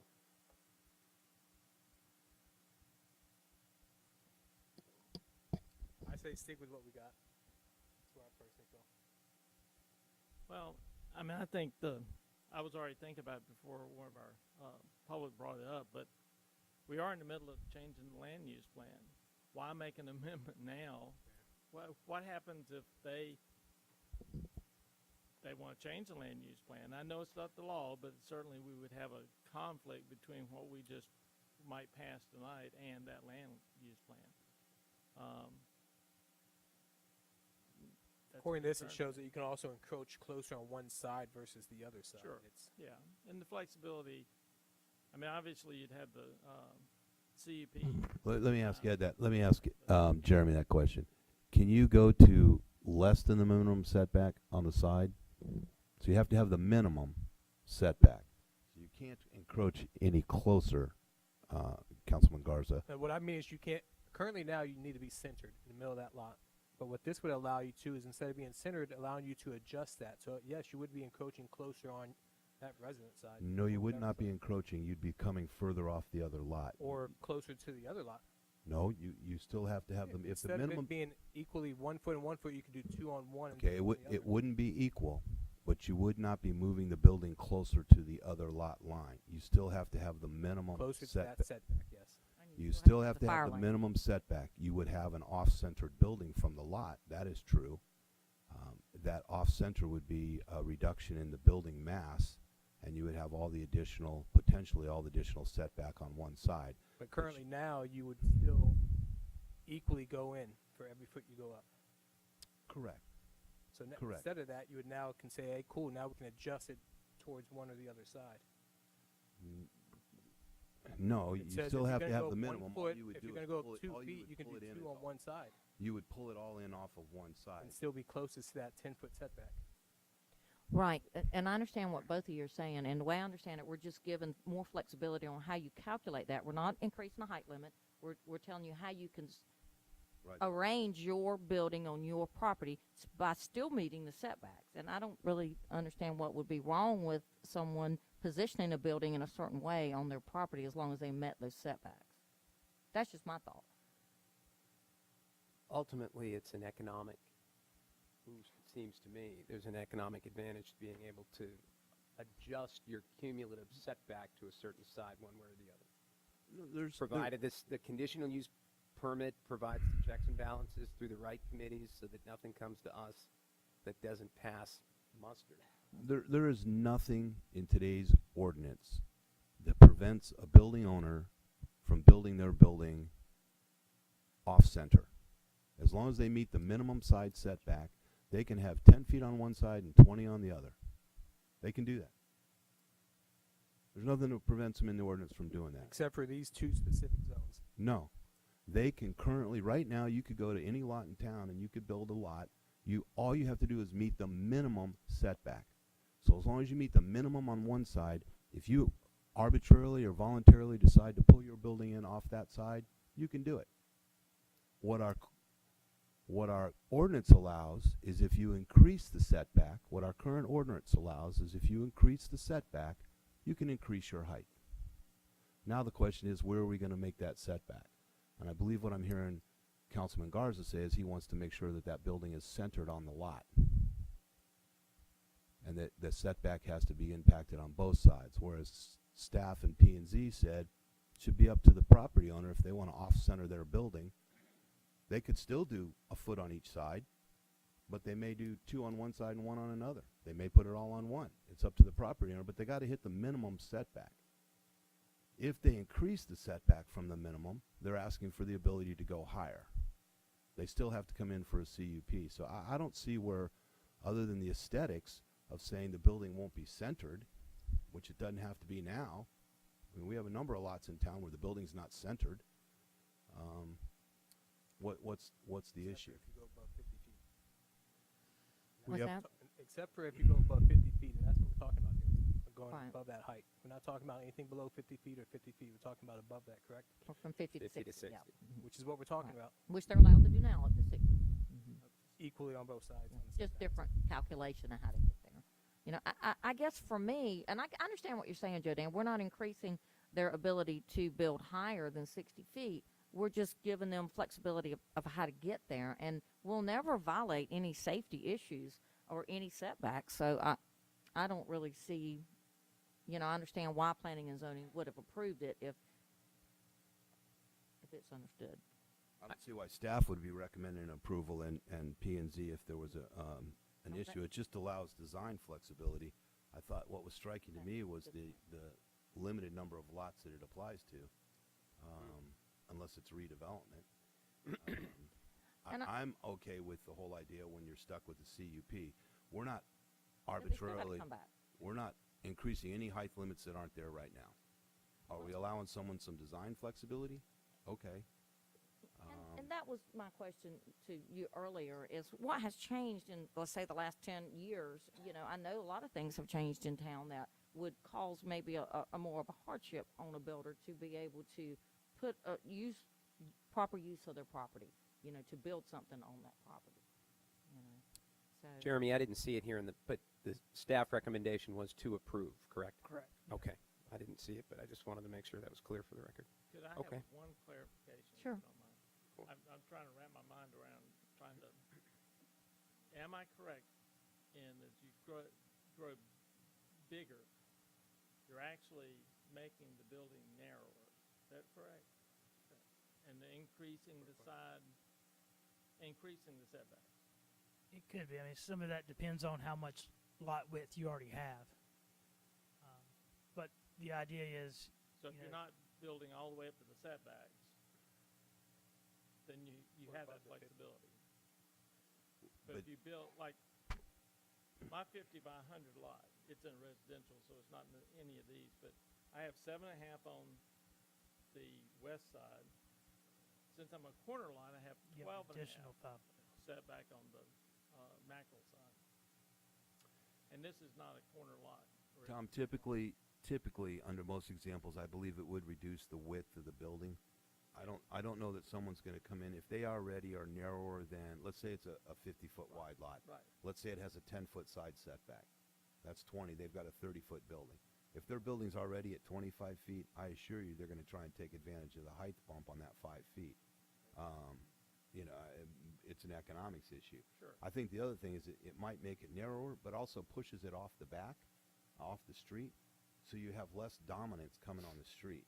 That's one of the issues with height. If you have a bigger building and it sits up close, it feels like it towers over you. By increasing the front setback, it pushes it over and it helps you with that sense of space and bulk and scale.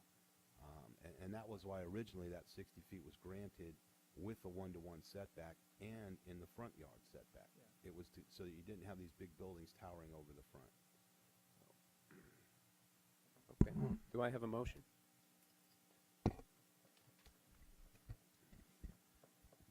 I'll make a motion. better stab it now. Yes, sir. I'm trying to find the right page. It's, The page Joe, we didn't 31. hear your thoughts on that, Mayor. I did. I gave. I said I wanted to make sure that it was accumulative, really what was being driven at, that we're not doing anything in terms of what a CUP doesn't already, set as checks and balances. So frankly, I don't have a problem with it. I'm just trying to see where we've got the write-up from staff, so I make sure it meets all the right. We looked at it earlier. It's on the screen also. Is this it right here, Yeah. Jeremy? Okay, I would make a motion to adopt the resolution that town council amends its Campbell land use plan as it relates to the 1-to-1 setback policy when buildings exceed 50 feet in height requirement. All those in favor? Aye. Aye. Motion passes. Do we have 2 opposed? One opposed. 4 to 1. Jeremy, we're sticking with you for,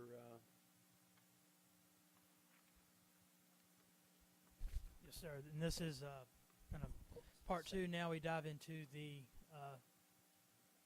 other petition that the applicant applied for, was to change the zoning ordinance to amend the yard requirements for structures exceeding the maximum height limit. And that height limit would be 50 feet. And the zoning ordinance states, which is just, it's simply a mirror actually of the land use plan policies, that the minimum required front yard shall be increased by 1 foot for each foot in height exceeding the maximum height requirement. So the front yard does not change in that viewpoint from the street. It's not amended. But like the land use plan policy, the minimum required side yard setback shall be increased by 1 foot cumulatively for each foot in height exceeding the maximum height requirement. And P&Z did recommend approval of the project, and this would go in the same places as identified in that map I showed you before. And I answer any questions that you have. So we amended the land use plan, and now you're making the ordinance match the land use plan. Is that correct? Correct. Right. Okay, so you knew what my look meant. Yes. Yeah, what did he? I know what we're doing. Okay. One to follow the other. Right. Well, why don't we, we'll come back to any saved rounds on this one. Make a motion to open for public hearing. All those in favor? Aye. Motion passes. Formality, folks. So I think if there was anything else left you have to add, you can, you may, save thoughts.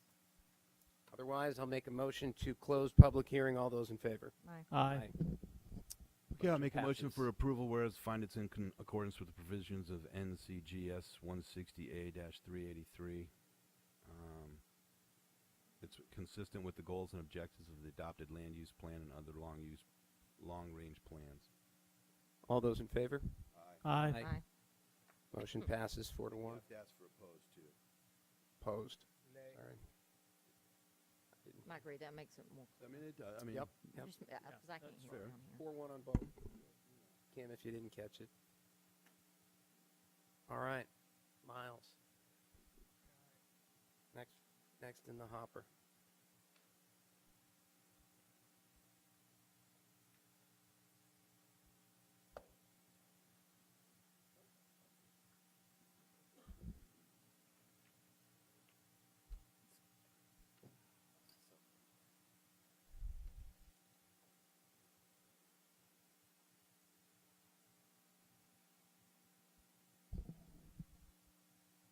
Well, good evening, Mayor, Council. Happy to be up in front of you once again, and this time in 2019. We're going to be looking. Oh, sorry. We're going to be looking at a text amendment to amend Chapter 16 concerning the 300 block of Texas Avenue. So that is just the whole lot to say. Basically, we're looking at whether we're opening that road up for two-way traffic or remaining it as a one-way traffic. So moving forward. So the town has received numerous complaints regarding vehicles not utilizing the one-way road properly, using it as a two-lane road, simply going in the opposite direction, especially late at night. There's also been reports of town vehicles that access a couple of stations there that come on and use the road in the improper direction, as well as we've also had complaints that the closure devices are not attractive, and nor are they currently enough to aid safe pedestrian access of that block of Texas Avenue. So this is what the street currently looks like. These photos are courtesy of Daryl. He was nice enough to swing by for me yesterday afternoon and grab these. So the first is looking at it from Swordfish, and the second is looking at it from Snapper. So the road was previously set up to allow access one-way traffic heading westbound, or sorry, I misspoke, heading eastbound on Texas there. I got backwards on my own maps there. But recently it has been blocked off with just a bollard there. So moving forward, we're looking at two options, and these are the estimated costs for both and a little bit of diagram there for you to look at. So one is just keeping it as a one-way and adding additional signage and striping of the lane to try and encourage proper use of the one-way portion of the 300 block of Texas. That is estimated to cost around $2,500 to the town. The other option, which is why you need to see the diagram, is permanently blocking off a portion of Texas Avenue as it currently is with the bollards and creating a small two-way street that would provide access to the two town properties as well as the lot that actually has its driveway off of that block of Texas. This would require roughly $10,000 worth of work in grading, striping, signage, and the actual widening of the lane, though it would provide safe access and still provide that pedestrian cut through that people seem to like if it was more attractive. So currently, with one-way traffic, these are just some pros and cons for you. It allows people to head eastbound towards the beach, permits uninterrupted emergency vehicle access. There's really no modifications necessary to maintain it, just education, signage, and striping to try and encourage proper use. The cons are simply that reopening it for one-way only, it doesn't provide a lot of options for safe pedestrian access. With a narrow right-of-way as is, it's hard for people on bikes or walking to traverse that area without being in the way of traffic. And unfortunately, unless we have an officer sitting there 24/7, people are still going to utilize it in an improper manner and could create unsafe conditions due to the one-way nature of the lane. Can I ask you a question? Yes, It's one way now. Yes, ma'am. It is one way, but it's currently blocked off. Why is it blocked off, Jeremy? I'm just kind of confused on why we're hearing it. I was a little confused on what we're hearing. I know what we're hearing, but why? Ultimately, it's a decision to move perhaps just the barrier. Yeah, the barrier is And been press on. temporarily in place. To be honest, I don't know why. I was told to come up with simply the ordinance for one-way versus two-way.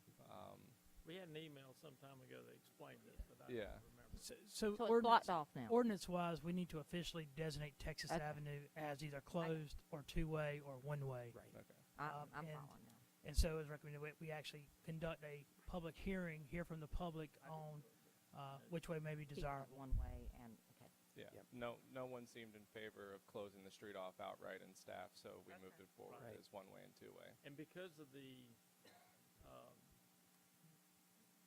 station we've got there for the stormwater, Yes, sir. there's not enough room for it to be 2 lanes. Exactly. We can't All the run way 2 lanes through. the whole way through, which is why the one-way exists. Why did they build it that way? I First, when can't. they did that, we probably didn't have the paving in Wilmington Beach, and we didn't have that as a road. It's quite possible. I don't know how long Yeah, ago I- that stormwater situation No, it's was way updated. later than that. Okay. But so the one-way has its pros, has its cons. This is what you would be actually amending in the ordinance. You would be designating the intersection of Texas Avenue and Snapper Lane to be a 4-way intersection, as it was previously a 3-way. This just provides an additional stop sign, actually moving westbound from heading towards the 300 block of Texas, and simply you would be adding a specific pattern on a specified street, so that you can talk about, so that everyone understands how the 300 block of Texas is supposed to be traversed. On the other option is the partial closure of roughly 70 feet of the 300 block of Texas to create that limited 2-way travel, so that the town has full access to its resources, the resident has access to their driveway, and you eliminate the improper use of that one-way section of Texas at the 300 block. The pros are that you have a safe pedestrian cut through. As I said, it becomes safer usage-wise since cars can't traverse illegally, and there's no additional signage or education required. The cons will be, and actually the third pro should have been deleted. I apologize about that. The con will be that fire recommended the addition of a new hydrant, based on the location of the available fire resources on Snapper, Texas, and Swordfish. And then it will require installation of bollards, the expansion of the 300 block of Texas, and will cost roughly $10,000, though I don't know if that figure includes the potential for a new hydrant or not. I believe that figure is just related to the actual street expansion and signage. So once again, this would be the ordinance that you'd be adopting. You would be creating a 4-way intersection at Texas Avenue and Swordfish Lane, and maintaining a 3-way stop at Texas Avenue and Snapper Lane, and just providing the specific language for how you're supposed to utilize the 300 block of Texas. So I'm happy to answer any questions, move back through the PowerPoint as necessary. Yeah. Make a motion to open for public hearing. All in favor? Aye. Aye. Motion passes. Crickets. And I make a motion to close public hearing. All those in favor? Aye. Motion passes. Okay. I know how we got here. Does anybody have any questions? And I'll make a motion. Okay. I guess my question is, what does operations want? I mean, we're spending a lot of time dealing with that lift station down there. We have some maintenance issues. That's the one with the float.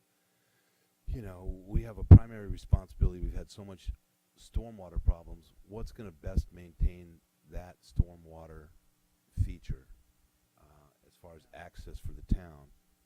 I understand, I guess, was the house built after the lift station was built? And if so, you know, are we more important about providing a private access, or are we more important to provide access to the lift station, the stormwater lift station?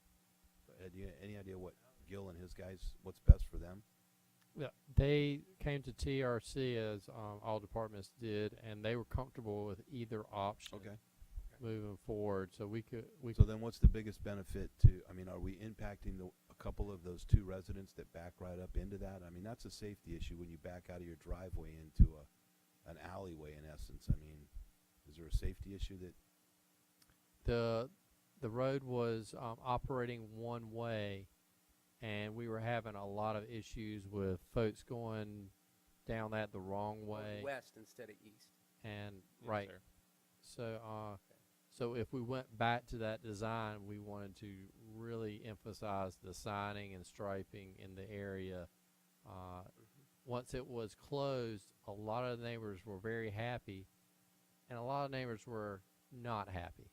So we were we talked So to the a lot people of that were both. using it were unhappy, and the people that live on it are happy. Yep. There's a shocker. Yeah. So these were the 2 options that were feasible, that we thought were feasible for us for long-term use for the town and for the community, and were acceptable.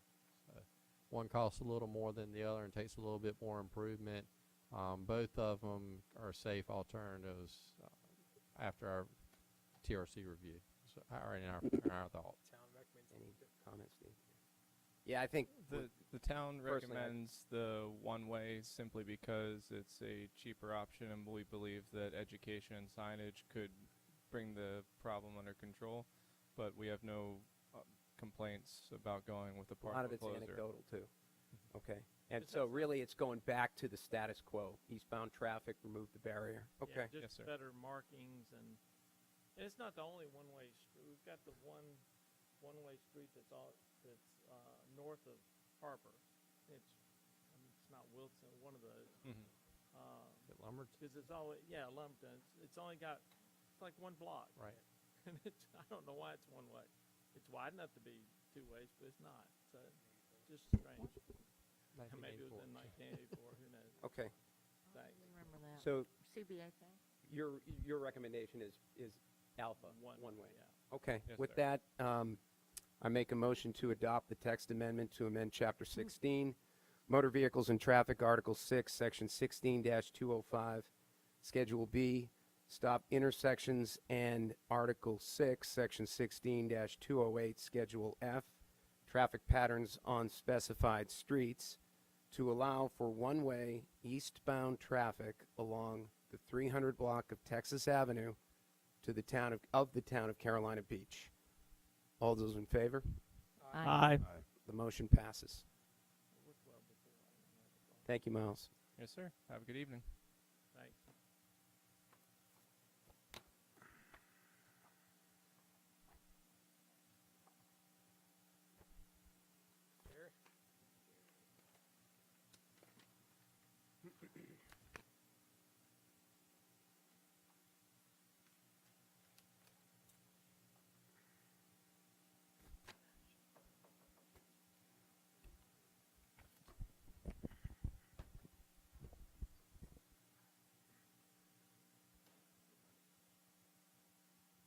I'm ready when you are. We're ready. Fire for effect, sir. Cool. Council, recall we brought this grant request to you for consideration in November for direction, and the consensus was to move forward with it. If I can get this thing up on the screen here.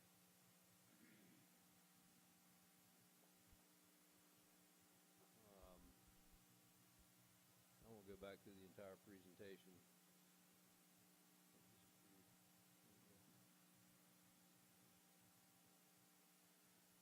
Okay, TASA grant opportunity. You recall we talked about this. There's money available through the MPO. Eligible projects have to be included in the Cape Fear 2040 plan. There's about $898,000 available. The only 4 projects that are in the 2040 plan, the only one that really was feasible was Clarendon Avenue multi-use path. The others were Dow Road, for which is no right of way. Bridge Barrier Road, which is a really small project. Cape Fear, which we're finishing up. So it came down to, here's the opportunity. Bike Ped Committee recommended council considered submitting the application. Again, you guys, consensus was to move forward. It is a top priority in the CB Bicycle Multi-Use Transportation Plan and a high priority in the pedestrian plan.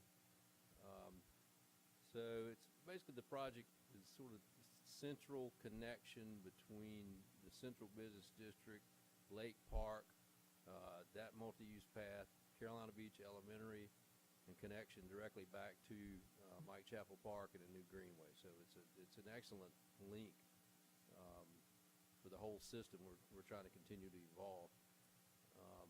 If we want to pursue the grant, I submitted the pre-application on December 18th. The finals are due January 25th. If you want to pursue it, Resolution 192198 is attached to have that. The numbers, we massaged some since November. They've actually gone down. Design and construction, $593,968. We tack in the DOT administration fee. Total cost is $683,063. So the 80-20 grant formula is we'd apply for $546,450 in grant with a 20% pound match of $136,613. And this is just a quick sketch, straight shot. This 2040 plan, we showed this stuff in November, and then that's the pedestrian plan, shows where it's ranked there, and then the bike ped plan there, and then that's just the general, that's the bicycle transportation plan map right there. So that's the consideration, if you'd like to pursue it. Is St. Joseph and Spencer Fargo capable for that as well? They're neither one of those are in that 2040 plan, so they wouldn't be eligible. So that's just really restricting. So we're working through now with the MPO for their updated transportation plan to get more of these projects included. And St. Joseph's on the list. We've got about 15 more projects we're proposing to get in there now. And I can tell you that the Bike Ped Committee is in support of Jerry applying for this grant. And we want that St. Joseph Street pretty bad, but that this does not qualify. So we're waiting for something to come along that would qualify for it. I guess, next year or so, get Jerry, I was concerned our resident showed up. I mean, we'll definitely come back for a public hearing, obviously, but we were pretty far along over the past 6-7 years, having a 10-foot wide plan. We went through the discussion of which side of Clarendon it should be on. The reason it weighs so heavily with the MPO is because it connects our park at the lake to our park at Mike Chapel, and it goes right by the elementary school, which allows us, if I recall correctly, to be eligible for additional safer grants to school, safer paths to school or safer trails to school grants, which allows the kids to get access to the elementary school. I know when we looked at it last time, the elementary school coach, she called begging us to pass it because right now she's walking the kids down the middle of Clarendon to get to Mike Chapel Park. And this would provide them I mean, we went through a long discussion and design on which side of the street to put it to avoid power lines and setbacks. And I didn't want to interrupt the lady as she was speaking during public comments because it's just an opportunity to make comments. But I think, I want to support it, but I also want to make sure that we get a chance to get back to the public and let them vet it. But I mean, we spent thousands of dollars doing design work and plans for a location, and it was approved once and then withdrawn. Right. And With we had full construction bid plans. Yeah, we had And you still have all that? Why didn't go through the first time? It went through the first time, and then we had a new council that came in and said they didn't want to fund it. Yeah. So it's, another important point with the connection now, since the Greenway is in, you've got a lot of parents and kids from the Wilmington Beach area that are using the Greenway to get up to Mike Chapel Park and then coming up Clarendon to get to the school, and that's going to just increase when we get officially open. And we got a lot of folks interested. And it would go through that exact same process again, back to council, and could possibly end up getting a no vote again, or a yes vote. Jerry, are we tied to committing funds just by virtue of applying? In other words, once we submit the approval, are we tying up $136,000? The resolution is worded such that if we're awarded the grant, then council is committed to the match. Okay. Now, if we accept the but grant, there's we a could period be awarded of time, there's a period of time that we're going to go through gearing up. We've got to bring another consultant. We've got to sort of start back from the beginning because of DOT. Yeah. We'll go through some design, but we're going to be running at it pretty hard. No, you see the question I'm asking. I'm just saying there's a right of refusal back if need be when we're looking at our fund balance. But during the design point, we'll have public input at that point. So what happens is it gets approved, and by the way, I'm told we're the only applicant. So, and the pre-app looked good. So it's not 100%, but so what happens? It'll take a couple of months. We get the grant approved. We'll get the grant agreement. And then once we get the agreement signed, we'll have to get approval to go out for consulting services. Once we bring a consultant on board, we're starting to spend money. And then, just like tonight, we're talking about reimbursement. So either we go forward all the way through, or anything we spend in the meantime, we eat it if we don't go forward. So we need public comment fast. So it's. Well, I guess unfortunately for me at this particular time, Jerry, tell me what our 20% match would be, ballpark. 136,000. So Debbie, is that financeable? We just don't have the cash in the general fund reserve account. It's an unbudgeted item, and if Jerry pushes this forward, we have a grant that gets approved in February, March. When would we have to have our matching funds, Jerry? Well, it's all reimbursement. What happens is once you. Well, at some point we still have to cough up 20%. Right. We would come back to you once the grant's approved. We'd come back with a budget ordinance, and then the funds would be encumbered, and we'd set up a professional services line item and a construction line item. So we'd start tapping in, paying the bills for how many months it takes to design, and then we wait till design's done and then get the reimbursement for that. Well, I'm not so much, I'm worried about fronting the money for the reimbursement, but I'm worried about how we cover the long-term 20% nut that we have to pay. And Debbie, is that 20% of ours financeable? I'd have to crunch the numbers to verify that. Okay. I mean, because again, this is one of the general fund issues that we've had, right? Our fund balance. That's right. And if we're trying to build it up, this is another unfunded. So we'd either have to put it in the budget for next year, which we're not voting on until June, and that's why I'm asking Jerry, when would those monies be due? Could we stretch out our obligation to pay that until July 1st of next year? Sure. Our contribution. So then we'd have to task the management with putting that money in the budget. Right. That's right, or finding some other place to cut 136,000. It has to come out of the budget because I don't think we either have to finance it or put it in the budget and reduce something else because we don't have it in the general fund if we're trying to go the other way. I think it's hard, to look at the improvements that we've made in the town of Carolina Beach with our Island Greenway, and we had a citizen speak tonight talking about how they thought the Cape Fear multi-use path was just an asset to our community. And I look at getting the possibility of $546,000 as a gift to the town of Carolina Beach and not being able to come up with $136,000.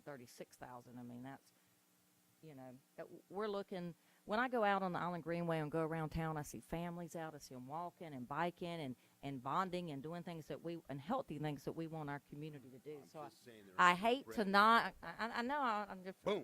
I'm putting it up here for you, Steve. I understand the fund balance, but this is just an opportunity that we don't get every day. And to continue to grow our bike pedestrian pathways is just huge for the future of Carolina Beach. And where our families are out riding bikes and they're walking and they're out with their little kids. I voted for it the first time. I Trust pushed me, hard we have for it. we have I taken got a beating on a lot of things with the Island Greenway and different things, but people love it. And we took a beating on getting that Cape Fear multi-use pass completed, but it's beautiful, and our citizens are out enjoying it. I think we have to. What I'm saying is we have to find a way. We have to find a way find to pay something to for cut. it outside of an unfunded, unbudgeted fund expense. Well, and I agree with you, and I agree with Leanne. We gotta do It's it. an important thing for us not to turn down that money, but as you're talking, Steve, that's what we have to do every time we have something like this. We need to start looking at it. How are we going to pay for it? This bike trail section ranked higher than Cape Fear. It ranked higher than St. Joe. I It understand ranked where you're higher- going. I mean, it was the highest rated section in the Wilmington MPO for Carolina Beach. So it's something that's critical to make our bike trail network work. So I think we need to figure it out. I just want to make sure we're all And I'll tell you understanding. this, that was probably, as I recall, 5 or 6 years ago now that happened.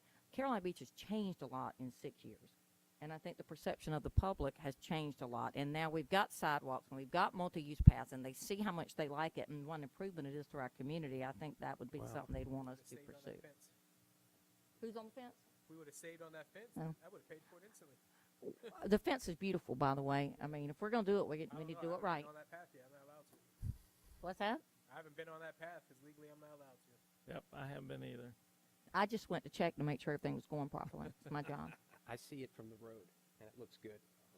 I agree Yep. with you, Steve. Hey. I think it's something we need to move forward with, but Yep. financially, how we're going to Hey, handle it's the biggest thing. and Lucky's going to be listening in on this. I hope Lucky's listening. this- We need This $136,000. is why the town manager to build the budget with the revenues and then the expenses, with the expectation that fund balance will increase Jerry, what's our with the fiscal year. Jerry? So- What's our Well, deadline? I understand for what you're this? saying. I think we could find I got to submit cut by us some vehicles. January 25th. 25th. So you The need a, difference So we don't have another meeting between now and then. no, I'm.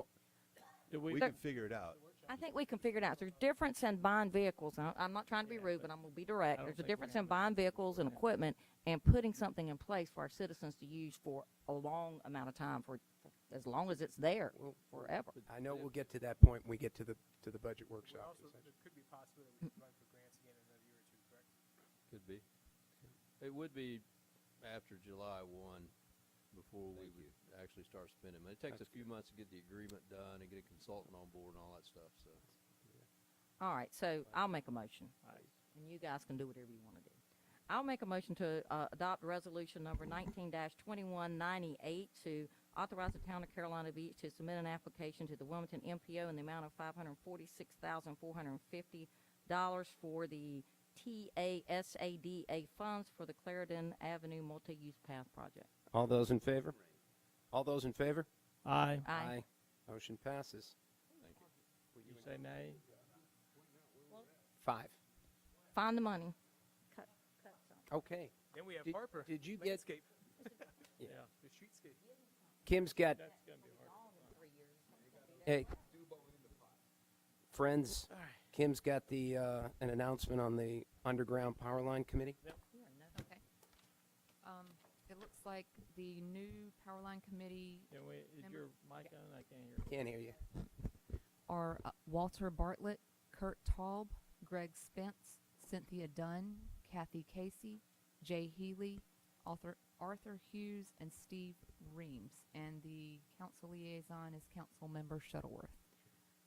Put your money where your mouth is. Jay Shuttleworth. Healy's only on 2. Is he on 2 already? Yes, but this is an ad hoc committee, Okay. so he's okay. So we're Okay. taking all 8.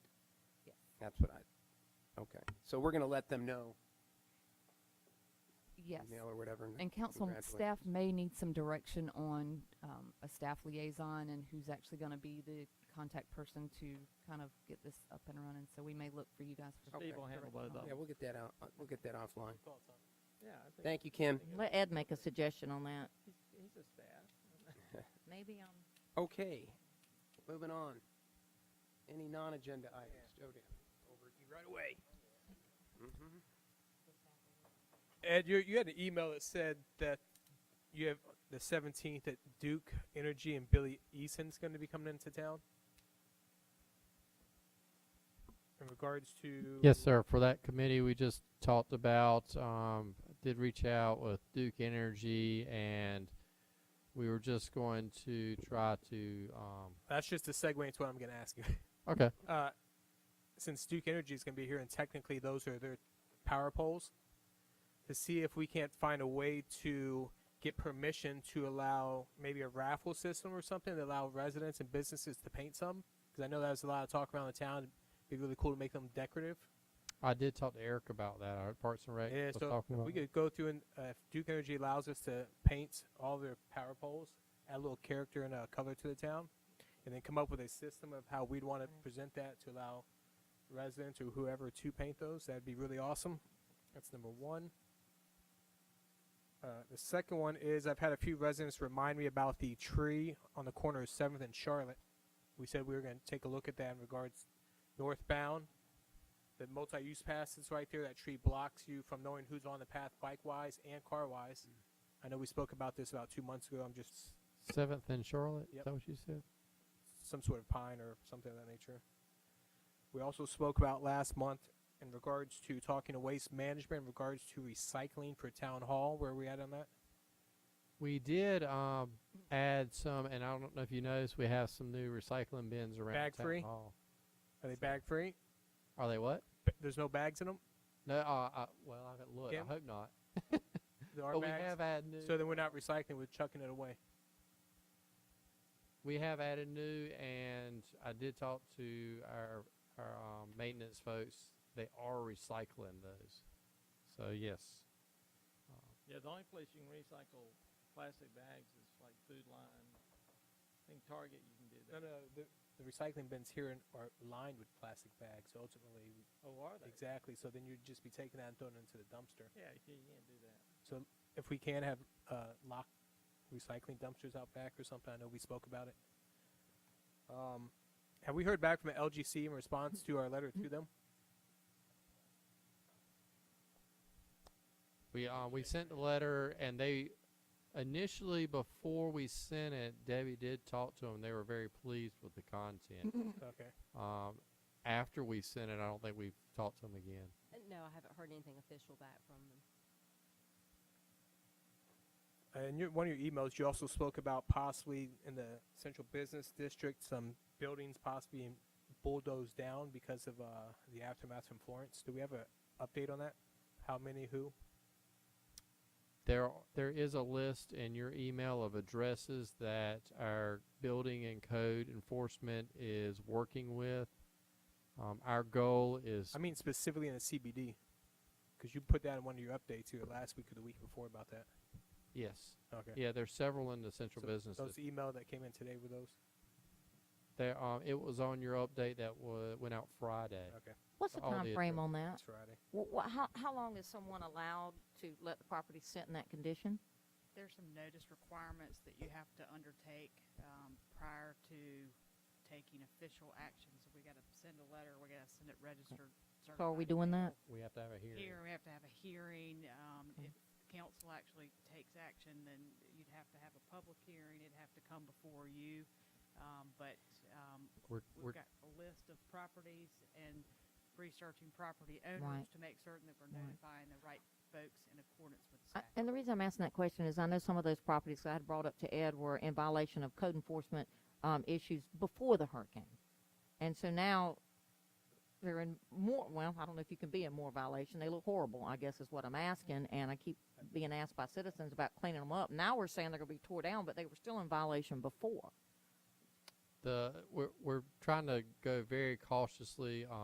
If we go, once you start down that route, and then you go and we have to bring that before council and they demolish, it ends up being a lien on the property, and that's additional money that we're coughing out for these properties. And I understand that because I remember back when that happened down on the boardwalk many years ago. Right. But what I'm asking about is, can code enforcement enforce the code on these properties now?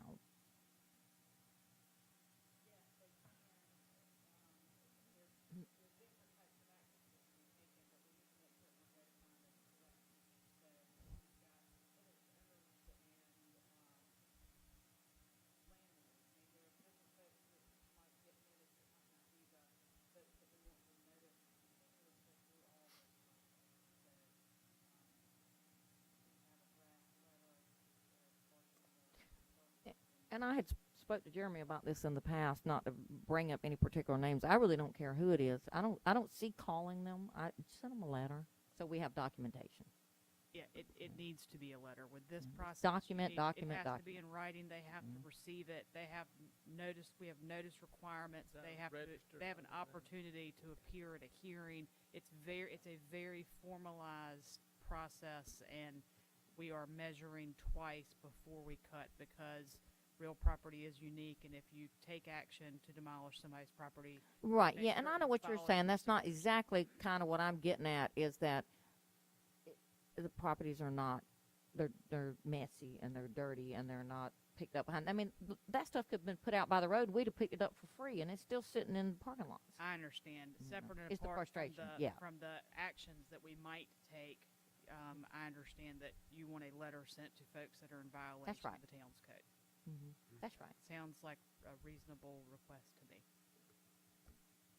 Okay. Back in the summertime, we loosely talked about possibly. Sorry, I didn't mean to jump No, off it's on okay. your area, but I just thought about this when Elaine was speaking. Steve had brought up the idea of maybe looking into rent a location down at the boardwalk for the Federal Points. And after seeing that presentation, I think it's more adamantly that we look into push that forward because so much information was in that. I think it'd be beneficial if we had it closer to the boardwalk because there's a ton of foot traffic, and it would free that building up to use for either lane near parking or something that we can do to utilize that space or something here for town hall. of course it'll be an expense. Well, I think they're whatever we're paying here, we're paying for. Think we're lane near paying parking there, anything we here. could- Yeah, but we're Yeah. paying for other things, so I'm sure we can find a way to cut that through. Well, her walk-in tour is that's impressive. I went on that. That was very good, and I think it works better at the boardwalk when you're moving because she was able to tell you the different sites that she was talking about. Works better than if you're like even here. Yeah. That doesn't work as well as you're moving around, and the building over there is not going to make any difference. There is, but I think moving around like she does for I the see. tours, that's very effective. I'm not sure a space closer to the boardwalk would usurp that because I think that was very effective. I really enjoyed the tour, and it was very warm that day. I still enjoyed it. Okay. All right, so I'm bringing this up. I know I sent an email out in regards to civil citations. We've only issued 2 civil citations since September 24th. I know we're a little lenient on we're just not that busy and there aren't things out there, but just driving around and the comments I hear from residents are there's a ton of people parking where they shouldn't and doing things that appear they shouldn't, and it's been brought up to me several times, and I know that's why I keep bringing it up, but 2 in the past 100-some days is just there's no way this town is that perfect. I know we're a little lenient on some of the residents, but 2 civil citations since September 24th. We just got new handhelds that we need to help bring in revenue. It's something I think that's chief.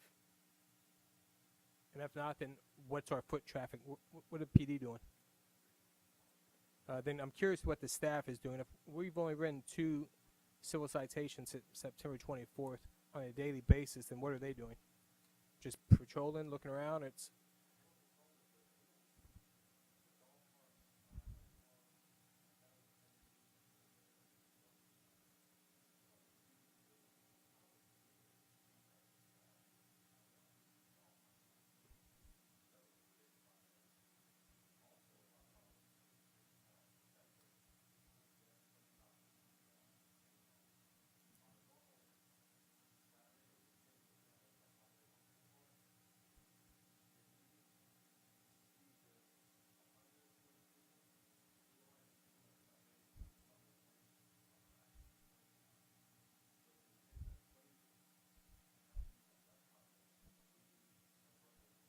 Okay.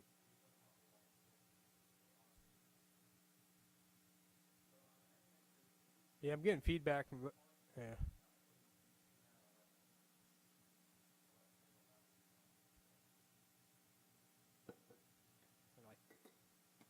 I think that's everything I had. I've got two. Does anybody else have any? I got something real quick. Go ahead, Leanne. Mine'll be easy. Ed, did you contact the Boy Scout person, troop, Eagle Scout gentleman about the kiosk? Are you handling that? Brian Stanberry is handling that. I'll Okay. touch base with him. Okay, and they're looking at the trailhead for the Island Greenway, correct? They were looking at the 2 kiosks for the boardwalk. That's what I thought I read in your email, but what I was told is that we were looking at the kiosk for the Island Greenway trailhead because that is something we're trying to get in place for the ribbon cutting. Can you Okay. verify that, if you don't mind? And or all or both, but I think probably that needs to come first. So when we have our ribbon cutting, we'll have that that kiosk, because that's when the meeting I went to with them, that was what we discussed. I'm not sure how, and I read your email, so I wasn't really sure how that was moved. And my other question, I think I emailed you about today. The TDA asked for the bike racks and the kiosk funding. Is that coming up to TDA in February? Jerry just left. Do you know? Yes.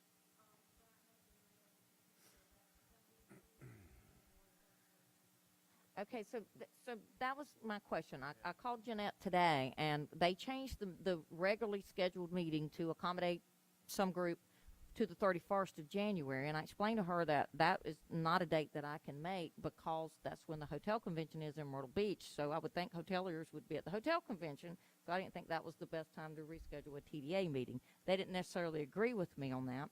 So my question is, I don't want it to be at the meeting that Joe and I may not be at. I don't know if you're going to be there. But we're a vote. Yeah, we're a vote. So is it going to go to the January 31st or the February meeting?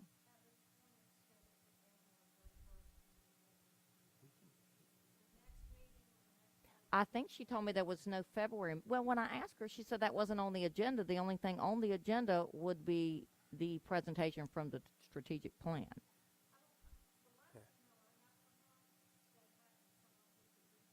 She doesn't have the agenda yet. So let's move it to March. Will you ask them to move it to the March meeting so Joe and I can both be there because we're 2 votes? Yes. Yeah. We don't know what we might do. Just to be blunt, because and I told her, I said, you moved it to a time it's just not. I mean, I'm going to be at the hotel show, which is where the hotel people should be. That was just my 2 cents. I'm done. Well, I just had, I talked to Leighton this afternoon. He still doesn't have a date yet on the starting of the beach nourishment. He had reached out to him, so he's waiting any day to hear from him. And the only thing, I will not be here for the February meeting. I'll be out of town. The only thing I wanted to bring up was, we used to have, the League of Municipalities used to come up with we had Town Hall Day. And now last year they started with the state dinner. I saw that.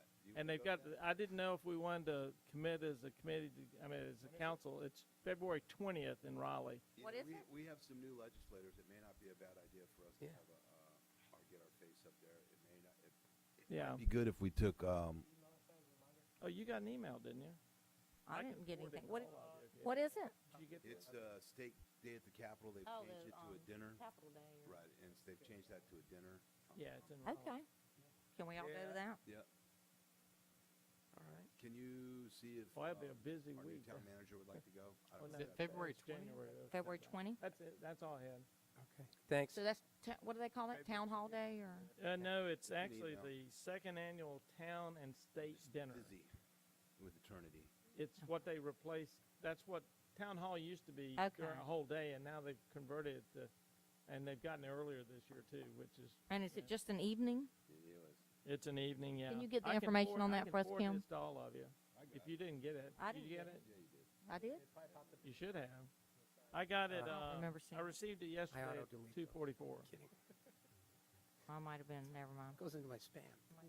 No, I'm teasing. What about Beach Day? Do we know when that's coming up? Oh, wait a minute, yesterday. With the or the ones with the 3 Beach communities. beach communities that we did Oh, yeah, last that year in one. May.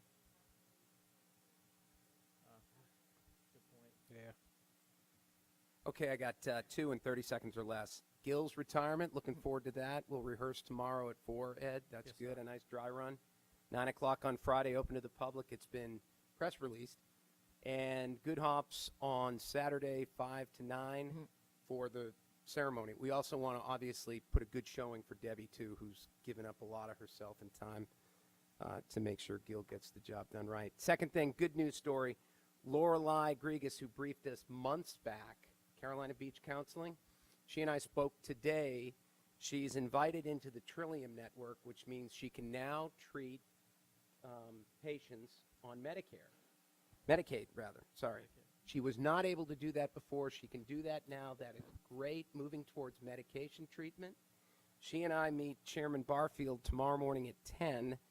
We've already messaged to him and to Commissioner White. We don't need anything from them except perhaps a letter of support. All indications are that he, Chairman Barfield, will be willing to take that as a resolution to the rest of the commissioners or pen a letter of support indicating the problem that we have, unannexed county, Curie Beach, Carolina Beach, that'd be fantastic. In the end, her goal is to be on contract with that block funding that's coming to the state to treat people here so they don't ever have to leave the island and get the treatment. Expand her staff. So a lot of work. I've been happy to kind of tag along with her on that, and I hope to have some good news to report after tomorrow. Cool. And so, yeah, good stuff. And that's all I have. Any safe rounds? All right, with that, I make a motion to, since there's no closed session, motion to adjourn. All in favor? Aye. Motion passes. Nothing left to do. I looked at that and said, Jodan, here's your pen. But smile, smile, smile. The dinner